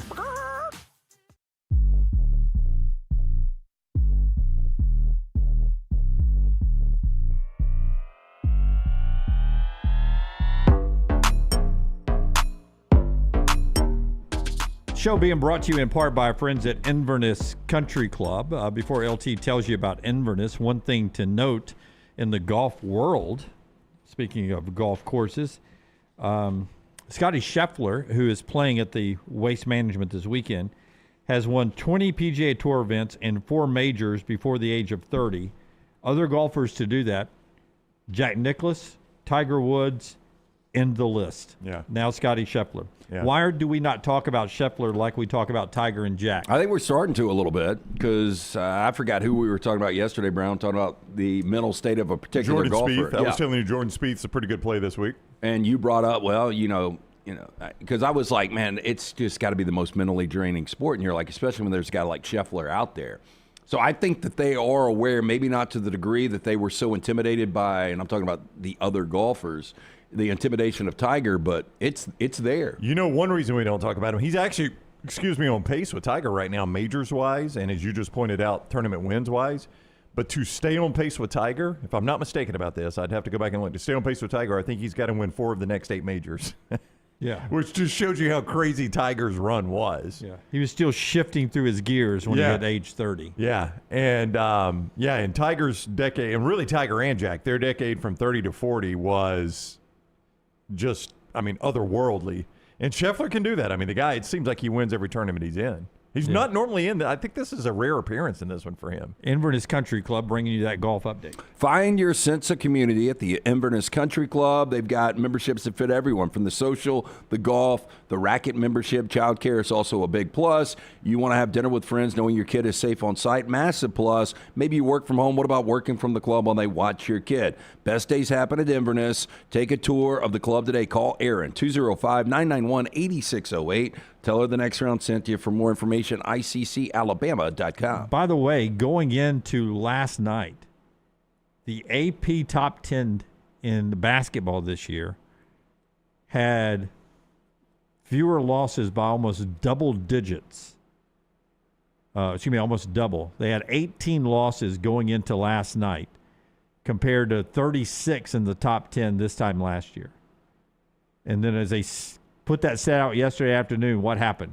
Gonzaga lost to Portland. Yeah, Michigan State lost to Minnesota. Minnesota upsets Michigan State, and Portland, a 21.5-point underdog, beats Gonzaga outright 87-80. If you think I'm the only landmine in the world, they put out that stat yesterday about the AP poll, and then 2 top 10 teams lose like that in pretty big upsets. Portland, whose coach, they had like what's it called? The rotavirus, I think, tore through their team, or the flu or something. And they had so many guys out of practice, he had to participate in practice just to have enough bodies. The head running coach, through him like a tin horn. Yeah. So the head coach had to participate in practice, in which he blew his Achilles tendon. So he had to coach last night with a walking boot on, and they go out and beat Gonzaga. Explain that one. Yeah, they shot 60% from the field. That'll explain that's it. the only explanation. Pretty crazy. But that was a 10-14 team coming into that game. Yeah. And you watch them. If you look at the celebration, they play on basically what looks to be a high school gymnasium. Yeah, I like that. That really is the equivalent of a 15-2 upset. Yeah, it was a That's crazy night last night. So a good win for Alabama. Crazy losses for Michigan State and Gonzaga last night. And by the way, Oklahoma State beat BYU. They've lost 3 straight. Penn State and Michigan. I got a position on that one tonight. You can get your positions anywhere you want at Kalshi. Use the promo code TNR. That gets us to Trash Today, brought to you by our friends at Alexander Shannara Trial Attorneys. Shannara.com. That is our guy, Alexander Shannara, Trial Attorneys. You don't pay a dime unless they win your case with Alexander Shannara Trial Attorneys. Listen, you want success? They have recovered more than $2 billion for their clients. That is billion with a B. $2 billion for their clients. That's what you've recovered at Alexander Shannara. And he's done that by just following some core values: integrity, mastery, passion, and success. So when you find yourself in need of an attorney, your first stop is Alexander Shannara Trial Attorneys. Again, you don't pay a dime unless they win your case. Shannara.com, Shannara.com. Hit it, Tyler. It goes in the water, and I felt it get sucked off. LT's Trash is presented by Bud Light. Easy to drink, easy to enjoy. That was a quick turnaround, my Almost friend. You knew it was immediately. coming. Yes, almost immediately. In spite of me saying, Tyler, please don't make that a trash open.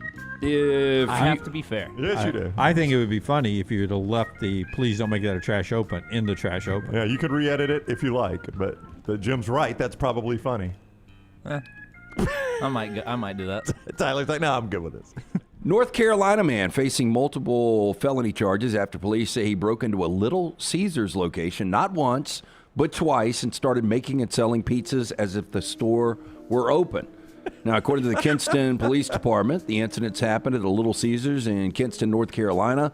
Following a major snowstorm that hit the state over the weekend, officers responded after the business reported breaking and entering at a closed restaurant. Now, police identified the suspect, 41-year-old Jonathan Hackett, former employee of the store. Investigators say Hackett unlawfully entered the building during the first incident, prepared pizzas, sold them to customers who were unaware anything was wrong, and then kept the money for himself. Authorities said Hackett returned for a second attempt, again breaking into the restaurant. This time, employees were inside of the store and attempted to stop him from entering. Police say the confrontation escalated into a physical altercation during which Hackett was injured. He was transported to a hospital for treatment, later arrested after being released, according to police. Investigators did not disclose how many pizzas were made or sold during the first incident or how much money Hackett allegedly took. He now faces a lengthy list of charges, including felony breaking and entering, felony obtaining property by false pretenses, felony larceny, and misdemeanor breaking and entering. Making pizzas and selling them. He got his ass whipped. Look at him. Yeah. Got that eye dotted, didn't he? You think he volunteers for the kitchen in the state pen when he gets there? Guys, I've got the pizzas. Y'all can make the burgers. Have you ever worked in the pizza? Yeah. One fun night. Cuban national is accused of stealing nearly $4,000 of meat from Florida grocery stores. and then throwing nearly all of it away after catching his girlfriend cooking with another man. Oh, no. Alvarez Arena, 30 years old, of Jacksonville, was caught on surveillance footage on January 5th, stealing an assortment of meats from 2 separate public stores. Now, Reyna made off with over $1,500 worth of beef and lamb. Less than 20 minutes later, stole over $2,000 worth of pork, top sirloin, brisket, tenderloin, and personal care products from the Palm Coast Publix. Deputies identified Reyna as the suspect in both thefts, told authorities that after his stealing spree, drove to his girlfriend's home only to find that she was there cooking with another man. Upset by the discovery, Reyna tossed most of the stolen meat. Now, according to the county sheriff's office, quote, this wasn't just a case of someone trying to meet their budget. Hey. Oh. This was a calculated, high-stakes operation that left 2 stores with significant losses. By the way, you two will likely agree with me. That is a perfectly cooked steak right there. Oh, it looks great. Oh, you like that way? That? Yeah. Because I would call that medium. I think you'd normally go... No, it's close to medium rare. I mean, I wanted a little... More rare. A little redder. Okay. A little juicier, but I mean, that looks good. No, that's a good-looking steak right there. Yeah, I don't understand people that want it gray throughout. That makes no sense. I don't either, but again... Each their own. The best way to do a steak's the way you like it best. Massachusetts homeowner accidentally set his house on fire while trying to melt ice during a brutal winter stretch of Arctic misery that has frustrated millions of Americans. Now, this is how things changed, though. The fire broke out at his home in Milton, Massachusetts. The man used a blowtorch to melt ice on his roof, according to the Milton Fire Deputy Chief. Flames quickly spread into the attic, turning what appeared to be a small flare-up into a major fire. I mean, how did you ever think that was a smart thing to do? Witnesses say the fire escalated rapidly. Quote, he gets down. Then when the flames just get into the gutter, one neighbor told WCVT, all of a sudden smoke was coming from everywhere. It just seemed like the whole roof was consumed. Firefighters initially believed the blaze would be minor. Quote, we pulled the gutter off that side of the building thinking it was going to be a light fire, and the whole attic was fully involved. I do like my firehouse fully involved. I would agree with that. Now, crews battled the flames for hours while also dealing with freezing temperatures. They said firefighters in Milton, located about 9 miles south of Boston, called in assistance from neighboring towns due to the extreme cold. I didn't know they still got assistance from other fire departments. I guess if it's big enough. I guess so. If you don't have a big enough ladder, it's not long enough for me, or it's not long enough to get the job done. My brother-in-law has a blowtorch.